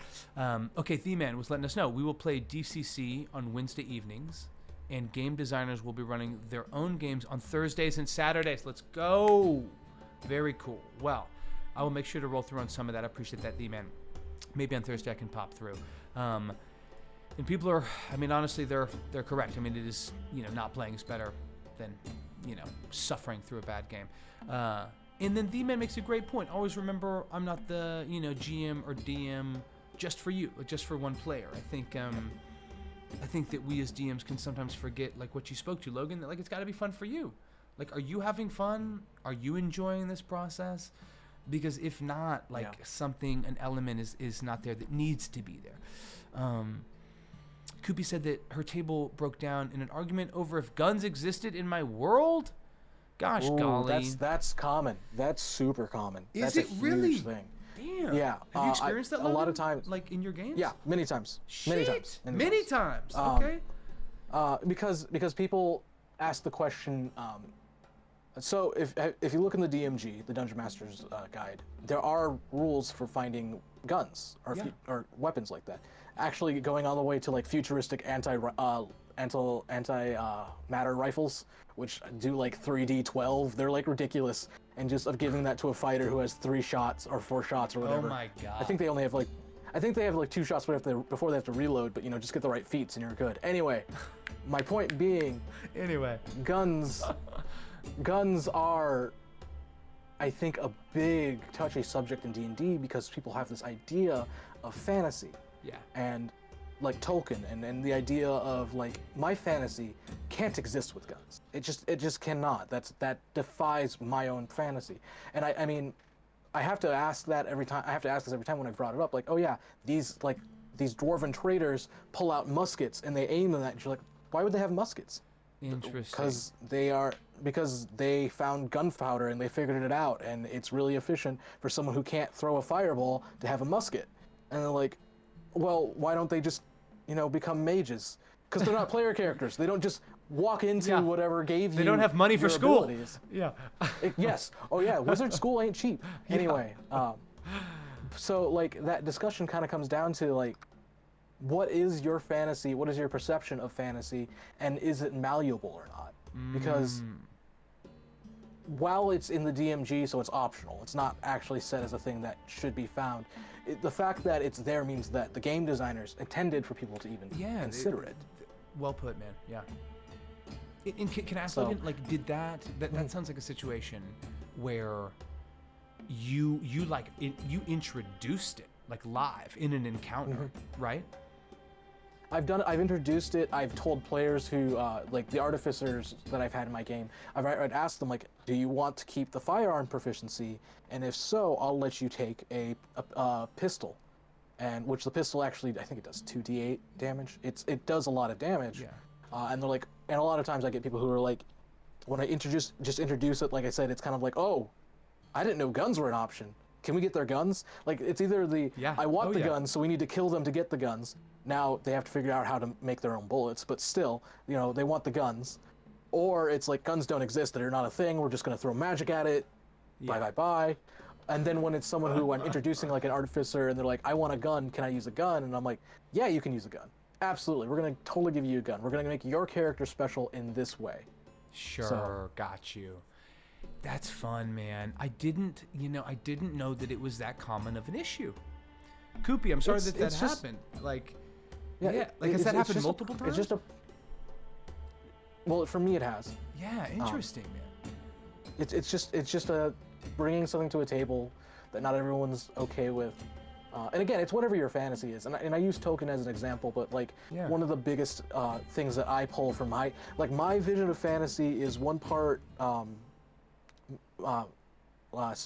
Mononoke. Like Princess Mononoke is like the perfect way I view how fantasy should be done. where you have villagers who are well trained, but also, by the way, we figured out how to like make steam machines that are like powerful, and oh crap, we're pissing off the forest too much, and now oh no, now the forest is corrupt. Like that's my that's one part of where I come from. Like steam engines, but like druids, like both. Yeah, exactly. And then like the other part of it comes from like a lot of video games, like Skyrim as well. I mean the whole Elder Scrolls series in general, or like Legend of Zelda Breath of the Wild, which is a master in silent storytelling, because you learn about a world. Yeah, visually. You learn about a world through its ruins, and I think my favorite part about that, as like being in this, is that I could argue pretty succinctly that if Ganon did not, come up and roll over everyone, there's no reason why the people of Hyrule wouldn't have developed guns. If they have walking spider mechs with laser eyes, yes. Yeah. Next thing. That's next. And exactly. Like, and in fact, it should have happened first. But priorities, giant evil. Then we can go to war with laser guns. But the fact remains that they have to ground their fantasy in something, and some people will ground it in something that outright rejects what you view as your fantasy. That's probably also like not necessarily so much, but you'll see some people who outright ban races from their table because from their point of view, that can't be a playable race in my world. It's not part of my fantasy. So interesting. Do you ban races? Like, or has that ever been something that's come up at your table? Yeah. Never ban them. It's a strange idea in my mind to say that anyone that is capable of feeling and thought has a chance at my table. Sure. There's no reason why we should forego that just because it is. I don't want to start this huge thing, but like if we talk about orcs, there's a huge thing on orcs. I know. I almost discussion, brought that up with the lore, right? Because like it's been changed so many times because they've tried to like make it less like narrow, Yep. Well, in like lore-wise, why orcs are orcs in Lord of the Rings makes sense. That that's where they came. That's where orcs came from. They were literally created. Why they are what they are. Yes. Yeah. That's where it all comes from, and we get that. It's interesting to me that orcs are not copyrighted as a term, but that's interesting. Hobbits are, because that's why we don't have hobbits in D&D. Right. Well, they used to, right? And then they got sued up the butt. Yeah. Yeah. Dude, I never thought about orcs. That. Yeah, but orcs are kind of a good example of like someone might ban it from their table because in their world orcs are evil, always evil, and I have a lot of problems with that personally. I'm not going to get too much into it here because I don't think it's too relevant, but like I won't ban anyone from playing even if I created a race of primarily evil people, quote unquote. Sure. You can be good. In fact, anyone can be good. Even the evil can be good. I mean, that'd make for a hell of a campaign. Well, I mean, that's the story of Dritz, basically. Oh, Dritz Do'Urden? Yeah, like that's basically the concept of it. Is like, oh, by the way, not all drow are evil. 100%. Look at this good boy, and how good he is at being a good boy. He may have a seat here. Yeah. Yeah. So like it and actually they've not introduced. I think it's actually his old lore that was like covered in old Dragon magazines, and they've brought up again. Like there are other drow cities that don't worship Loth, and it's just, we just haven't really talked about them because it wasn't what people were caring about, but they do exist, and like banning someone or a concept is very foreign to me. It's strange to me. That's cool, man. I mean, because it's obviously can be challenging for a DM to have a party that's like, looks like everybody just came in from like Character Con, in terms of like I have a Tabaxi, I have a Pegasus, I have a paraplegic human, and then a couple of, but there's also fun to be had in that in terms of maybe the degree of difficulty is higher, but whenever you do find the rhythm or whenever you actually are connecting the dots in a grounded sense. I mean, it might be a harder ask on the front end, but whenever that's pulled off, it's really. And I think that's a really good point of like it's probably going to be harder if everyone like. So you kind of mentioned like the paraplegic, but like then that reminds me of the dungeon wheelchair I don't know if you've heard of that. No, I have not. No, I have not. I'm horrible because I'm bringing up things that I can't just tell you where to go to right away. But basically, someone homebrewed like the idea of like if someone was not able to, needed a wheelchair to get around, and they wanted to play a character that needed it. Here's a piece of equipment that could do that. That's so cool. There was a lot of backlash. There were people like, oh no, in the world of magic, so you are no longer, you can walk, and I think people take away from that, like they're not taking away the proper like lesson that why was this created, is that some people are not ashamed of their disability. They live with it and they acknowledge it and they're happy as a person, not in spite of, or even because of, they're just happy as people. It's just part of who they are. So if you're given the opportunity to be who you are in this fantasy world and be that hero, that's what's really important. And I think it's not always like a fantasy race is a direct allegory for another real world thing. Orcs are not. Orcs are not. I'll give it to those who are like orcs are evil. Orcs are not black people. They are not. Orcs are orcs. The way you describe and treat orcs can be very reminiscent to how black people were treated like in the anytime 100 years ago. Yeah.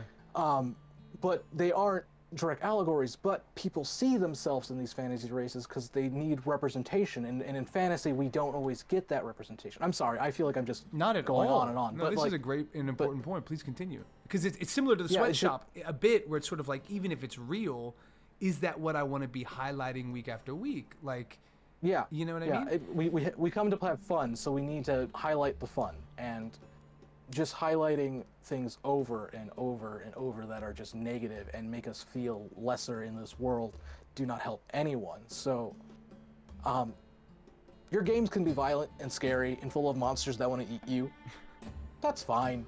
But to also have a game where someone is constantly berating you for who you are is not only is it not fun, it's just like I said earlier, if I wanted to be treated like, treated badly, I'll leave this table. I don't need to be here. Yeah. I'm volunteering my time to have fun with you. So I'm going to dictate how I have fun with you. So, dude, that's so crazy. You're absolutely right. I mean, yeah. So much of that is knowing your table and getting to kind of together with them. I appreciate Logan so much, and I appreciate y'all's comments. I'm going to sort of bring some of that up because some of it you've already kind of touched on, and it was sort of the natural progression of some of that conversation thread. But the-man was just saying that anything can happen in D&D, which is sort of part of the beauty of it, especially with guns, right, with this, that, the other, and went further in 0 edition first and second, you had spaceships you could explore as a dungeon. Which Expedition to Barrier Peak. I was just gonna say real quick, psionic psychic powers have been around since the first edition, and there are people who freak out about it still. Yeah. So, yeah. Well, because it's just like any time, like back in the day, and still is now, right, where you see a cool part of pop culture, you see whatever the Force being used in Star Wars, you see a Bruce Lee film, like whatever it is, and you're like, oh snap, like, I want a character that like does that like iterates that. So yeah, man, agreed. Like it's funny when you go back, like how cyclical some of these arguments are, be they about orcs, right, be they about guns or psi powers. Well, before I continue with these chat and before we kind of continue moving, I wanted to ask this because I hadn't thought of it. Do you ask about guns on your X card, Logan? Yeah, I have in the past, especially when when I run at the local game store. Sometimes I run with strangers I've never met before, so that's a big deal.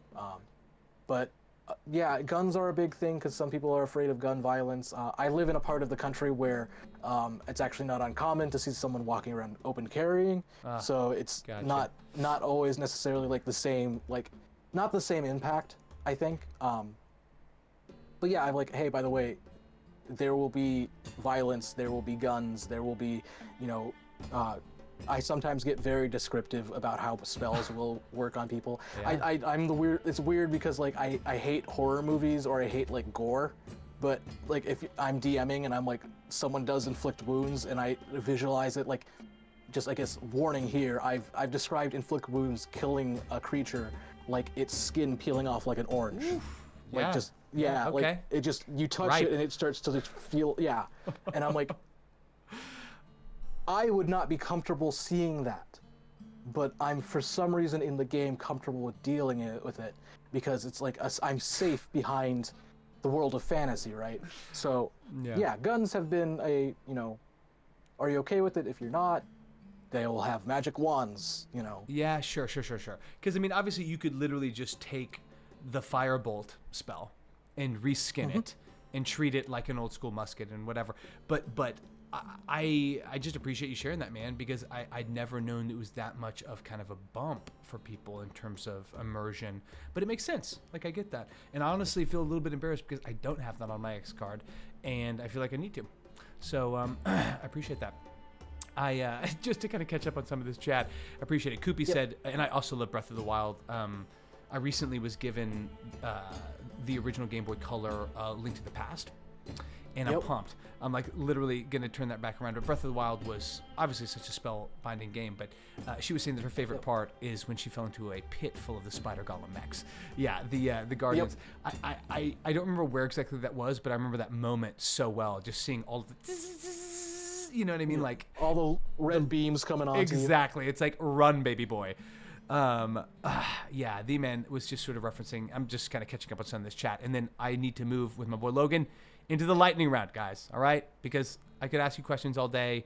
Clearly, we're gonna have to bring you back on and just continue to pick your brain, man. I appreciate it. It has been super helpful and insightful, and like, I wish I could sit down at your table, dude. Like, you're clearly a super capable, passionate DM.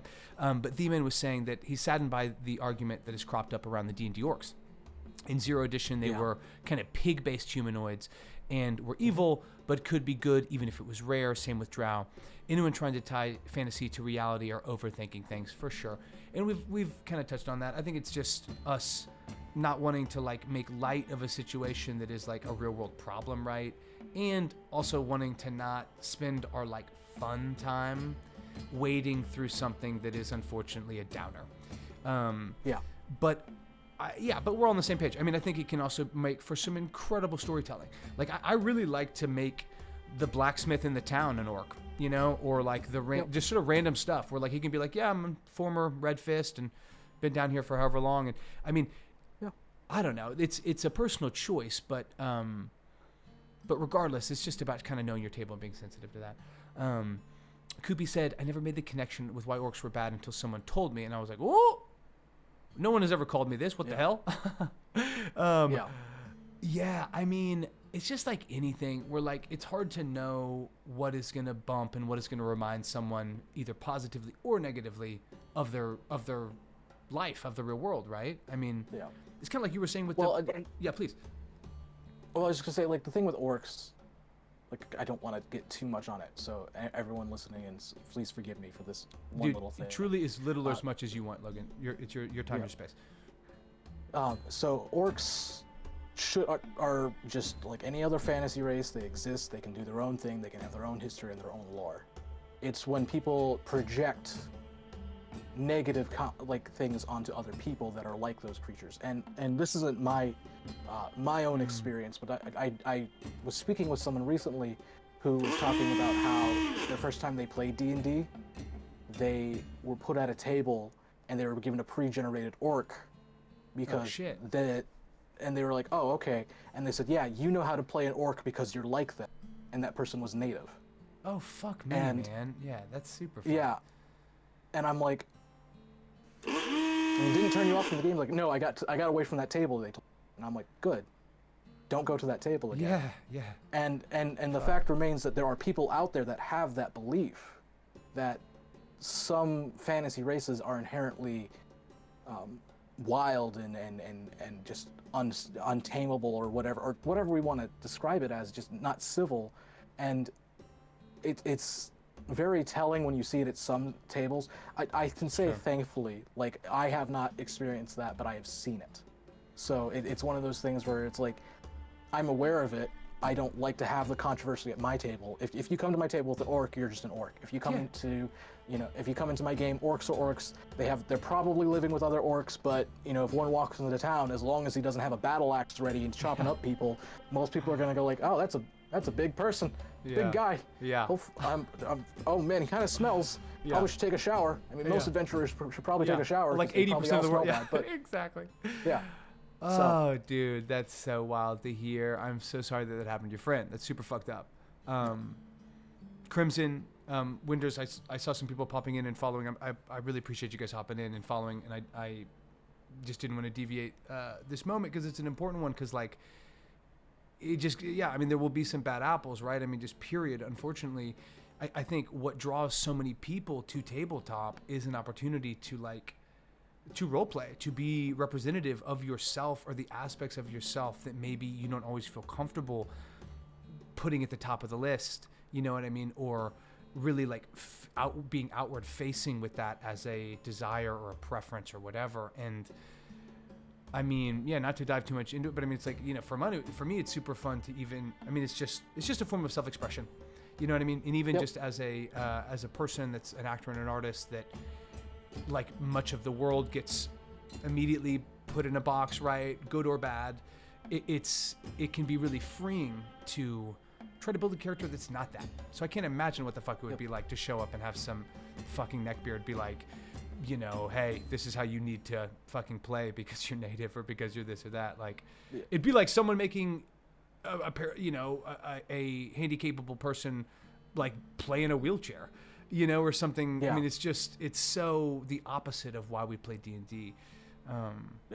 Anyway, man. But guys, I appreciate y'all following so much. I appreciate y'all hopping in. This is Logan, the DM. He's an amazing resource on Twitter, shares some of his own kind of campaign insights, his own thoughts. He's super active on Twitter. And at the end of this, let us know, Logan, if there's something more specifically in terms of like how to follow up, how to support you, because I know we all want to do that. But appreciate so much you guys coming through. And just kicking it with us, Oh, sweet. D-Man says you can find the combat wheelchair at dlayer.net. Let's go. There we go. Okay, well, thank you. Thank you. Seriously, D-Man coming through. I don't want to let my ADHD just dominate, so I'm not going to click that, but I will go back through and check that out. Crimson, that's so sweet. He says that both of us are an absolute joy to listen to. That's super sweet. I got to say, I've only like been able to just like peripherally follow and enjoy your content, Logan. It truly has been a treat to just chop it up with you, man, and kind of meet you for the first time in that sense. And then Koopy, I appreciate that support, and likewise, she's saying she would lose her goddamn mind. Agreed. There's no space for that in the table, outside the table, but just a good example of knowing your boundaries, right? Getting the fuck out of there. Yep. Okay, I am torn because I know we've been going at it for a while. We absolutely must do the rapid fire. Okay, so that is going to happen. But are you on a time crunch, Logan? Like, can I ask you maybe 2 or 3 more questions? Should I just ask you one? Like, you got me for probably a good solid 15 to 20 minutes more. Okay, great. That's what you got me for. So let me ask you just one question. And then we will move into the rapid fire, bro. And then, of course, we'll make sure if we just need to, we'll just cut. We'll spend the final 4 minutes knowing how we can support you, my man. But this is a question that I'm fascinated with. Essentially, I'm wondering if you have ever rolled for events in your campaign in between sessions. I.e., like adding another kind of random determinant. And it seems like that question makes sense. Yeah. So are you, to kind of rephrase it just so I can understand maybe better? Is it like between an event, events in the world happen between sessions? Correct. Type of thing? Correct. Like, what is the outcome of this NPC's undertaking or whatever? Yeah. I don't roll. I probably more of just determine what's natural for story in that case. Because I think dice tell a story. They really do. Like, what's going to happen at your table, as much as like you can min-max or whatever, if the dice says no, the dice says no. That's what's going to happen. And no one can complain because the dice gods have spoken. Anyway, I don't think I've really bothered in between, though, to just let random rolls determine what's happening. I might try that. I might see what that's like, and so, I mean, it might take off more from my plate of, like, oh, I just have to come up with, like, 5 or 6 scenarios and I roll a d6, you know? 100%. Because I likewise, I mean, oftentimes if there's a moment where it's clear in terms of like the narrative I'm trying to tell or what feels appropriate or what feels like compelling, then bam, that's the choice. But that's something I will do maybe 30% of the time. And it is because dice tells such a story, but also, and this is, I think I'm realizing sort of why I ask, is because it almost like separates me a little bit from the result. You know, where it's like, listen, man, like, yes, the wagon train was raised, the supplies were stolen, but I rolled for it, dog. Like, you know, it's not like it was something that I just summoned. And of course, if we're in the middle of a session, if they're trying to pickpocket someone, if they're trying to notice, if they're trying to do an attack, we do roll dice to determine it, but less so in between moments. So I was more just interested, man. I appreciate you giving me your thoughts on that. Okay, Logan. It is time, my friend, for the rapid fire, okay? Knees weak, palms are sweaty. I basically am going to be asking you... Spaghetti. Yeah, exactly, thank you. I was like, please just say spaghetti. Okay, great. So I will just be more or less asking you, you know, mostly like binary questions. You know, like, the high elf or wood elf, you know, that sort of thing. It is, of course, no right answer. Some of them are not binary, but most of them are. But okay. But yeah, man, there is no wrong answer, of course, and I'm excited. So, are you ready, my friend? I am absolutely ready. All right, let the bugles blast, and let us commence with the rapid fire. So, first one: standard array, point by, 4d6 drop lowest, or 3d6. Point by. Wow, my man going point by. Love it. Okay. Giants or dragons? This is gonna throw you off. Half giants, half dragons. Whoa, let's go. Yeah, there's a backstory there. Okay, circling back to that. I need to just write that down. Okay, red dragon or blue dragon? Blue. Gotta go with the smart boys. They're the smart boys. Dude, I love the way you approach. You clearly do it through the stat block as well. That influences so much of my campaign as well. Frost giant or storm giant? Storm giant. Oh my gosh, there's some that can live under the ocean. Like, come on. Dude, that's sick. They do say they can breathe underwater. Okay, spellcaster or melee?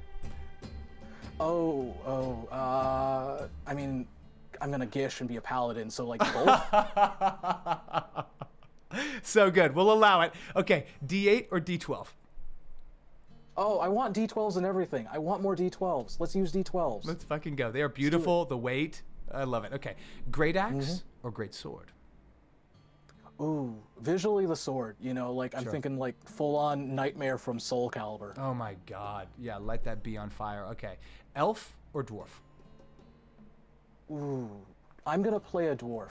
I'm probably gonna be a dwarf. I got a beard and like, I just relate. I get it. I feel it. Yeah, you gotta apply. You gotta bring some aspect of yourself to the character. Copy. Okay, tabaxi or tiefling? Probably. Mechanically, I say tabaxi. Spiritually, I say tiefling. Yeah, I know. The fact they come with hellish rebuke for me says so much about the character. But agreed. Like tabaxis are fun and super fun. Okay, turtle or turtle? P.S. We stand turtles on this show. Oh yeah, turtles all day, every day. Be a good shell boy. Yeah, exactly. I need to just remove that question because it's confusing every time. But I love it. And everyone that knows me, like, I'm about to play a turtle rogue, i.e. Michelangelo from the Teenage Mutant Ninja Turtles. Yeah. Oh yeah. I mean, and I'm so pumped. It's so funny. Like the art makes you think like, oh, I'm a sage, but everyone's like, so I can be a turtle. Yeah. So I can be a turtle. So I can be a ninja turtle. So I'm going to be a ninja turtle. Yo, pass the pizza and pass the lockpicks. Let's go. Okay, but this is rapid fire, guys. We got to keep up the pace. Here we go. Go. Produce flame or firebolt? Ooh, produce flame. More utility. Dude, yes. Healing word, cure wounds. Healing word, it beats out. I can go into the math. It beats out everything. I feel you. The distance helps. So much better. The distance helps. Yep. Okay, fireball or lightning bolt? fireball with the meta magic ability to turn into lightning thanks to Tasha. Ah, let's go. All these gishes, I love it. Okay, where am I? Okay, Hunter's Mark or Hex? Hunter's Mark. Just Love it. pure more damage. Yeah. Respect. Tavern or brothel? I just started my last game in a brothel, so that'll go with that. There we go. Instincts. Okay, if someone attempts to sleight of hand one of your players, perception check, or do you use their passive perception? It depends on how active they are, but I will probably do a passive. Same. I mean, that's as written, but agreed. Sometimes I feel like the situation calls for a check. Okay, wizard or sorcerer? Oh, wizard. Cleric wizard. or warlock? Warlock. Fighter or paladin? I said paladin earlier. Yeah, you're right. You're paladin boy. I love that. Love pallies. Okay, druid or ranger? Ranger. Yes or no? Should cats have dark vision? Yes. Why don't they have dark vision? Why don't they have dark vision? Hey man, I'm just here to Sebastian ask the has dark vision. questions. I wish I knew. Okay, last one, Logan. End of the rapid fire. Pew, pew, pew, pew. Yes or no? A nat 20 or a nat 1 is an auto success or failure on an ability check. That is not true. Not true. It's not auto success, nor is it auto failure. Agreed. Agreed. I know some tables like to run that, and obviously I support that. I see that as a fun way. But there's also no more chilling moment than like, they're nat 20, shimmy, and then you're like, Yep. for a total of? Oh yeah. Oh no. Put the fear in your players by like, oh, I rolled a natural 20. You're talking to a god here. You Yeah, need at least homie. That ain't persuading. The DC's 30. The DC is 30 here. So. Man, Logan, this has been so real, dude. Really appreciated it. I've loved like just hearing your voice, hearing your thoughts. Thank you so much for this, man. It has been enlightening and super fun, and I feel like already has given me a handful of things. Like I'm absolutely gonna write initiative and have it out on bent back index cards. Like I guarantee you for my next IRL game. How can we support you, man? Like what's the best way that we can find you or Find me, the best way to find me is Twitter. That's really where I only have my social presence. I'm at Logan the DM. You can email me at loganthegm at gmail.com. Okay, sick. I'll answer my email. I should have picked one and stuck with it, but of course I had to cause chaos. Sure. Like I said, I played. They just wrapped up a game of Delta Green with Queen's Court Games. You can find them on Twitch. We played Convergence, where I got to play a guy named Agent Eastman. So it's a different game. It's very similar to it's like I think it's a hack technically of Call of Cthulhu. I shouldn't say technically. I should know that. But anyway, but no, first time playing it, so you can watch me, be ridiculous and do some Men in Black X-Files shit. Dude, that sounds rad. I'm not familiar with that system. Thank you. Koopy just said question idea, GM or DM. You're right. I got to write that down. I feel bad because now each time we do it, I get like a new one. So the list isn't always the same, Anyway. Okay, that's amazing. So the library gave him a follow on Twitter. Amazing. Thank you, The Man Geek. I appreciate that. The Man also said, Logan sounds like a good GM. Keep it up. Couldn't agree more, man. I mean, he's like a great GM. Koopy says Storm Giant spells, and she's going gnome. That's amazing, man. I'm not familiar with that system that you were describing playing for that other Twitch stream, but that sounds amazing. And I mean, yeah, guys, I truly have really enjoyed and benefited from giving Logan a follow. So even if you're a player or a DM, please check that out. I appreciate everybody coming through. The Man, so much fun. Koopy, a pleasure as always. Crimson, everybody I got to meet for the first time. Truly, I just want to create a space for all of us to hopefully help each other learn, get a little better at something we love. I as just a writer, a voiceover artist, an actor, I really do believe that D&D is an art form, like not in some way, but it's just a form of storytelling and a form of performance that is just super rad and can be super, super like freeing for people that maybe don't view themselves otherwise as performers in that classic sense. I wanted to also just, this is the last thing, truly last question, then I'm gonna let you go. And it's totally tangential. This is just me, John, being very curious. I saw you post, like maybe today even, that you historically, among some other things, used to be more or less a mod on a Super Smash Bros. Oh God. Page, right? And I'm not going to dox you, right? That's not what this is. You're safe. Yeah. But dude, like, I am a Super Smash Bros. Addict. I always have been. Like, you had it on 64. Got destroyed in Melee. Have like 1,000 hours on Ultimate, and I've been playing so much Elden Ring that I actually went back and was playing. And I got knocked out of Elite, man. It was like really intense. I was like, oh shit. I lost like 8 or 9 in a row. It was bad. But I'll be back. But my question is, who's your main? My main since Melee has been and always will be Ganondorf. Boy, I play Pikachu, dog. Oh, snap. I know. I'm just a big heavy... I'm just a brick and you're a freaking like piece of paper in the wind. I'm like, stay the fuck still. I know, but here's the thing. This is absolutely truth. As soon as you said Ganondorf, my whole body like hemorrhaged. He's supposed to be the best matchup for Pika. And dude, I don't know if it's psychological. I don't know. I get washed by Ganondorfs. So, I don't know. Maybe we get some sessions. Like I could definitely, even like psychologically, I could appreciate you just logging in, playing left-handed for a while and like letting me get some reps. Oh man, yo, Koopy says, yo, what Smash Bros represent? Yeah, you better believe it. All right, we'll take that to the Discord. We'll get that sorted. Logan, you're the man. Thank you for being so generous. Thank you for sharing your thoughts. And just thank you for joining us, man. Everybody go follow Logan, and I'll if you want to catch me, I'll be streaming Elden Ring on Friday, and then we are doing a live stream on Monday of a one-on-one play session. I'm actually doing a playthrough with an NPC. Okay, Logan, you're the man. Fantastic. We'll see you guys next time. Thanks for having me. Heck yeah.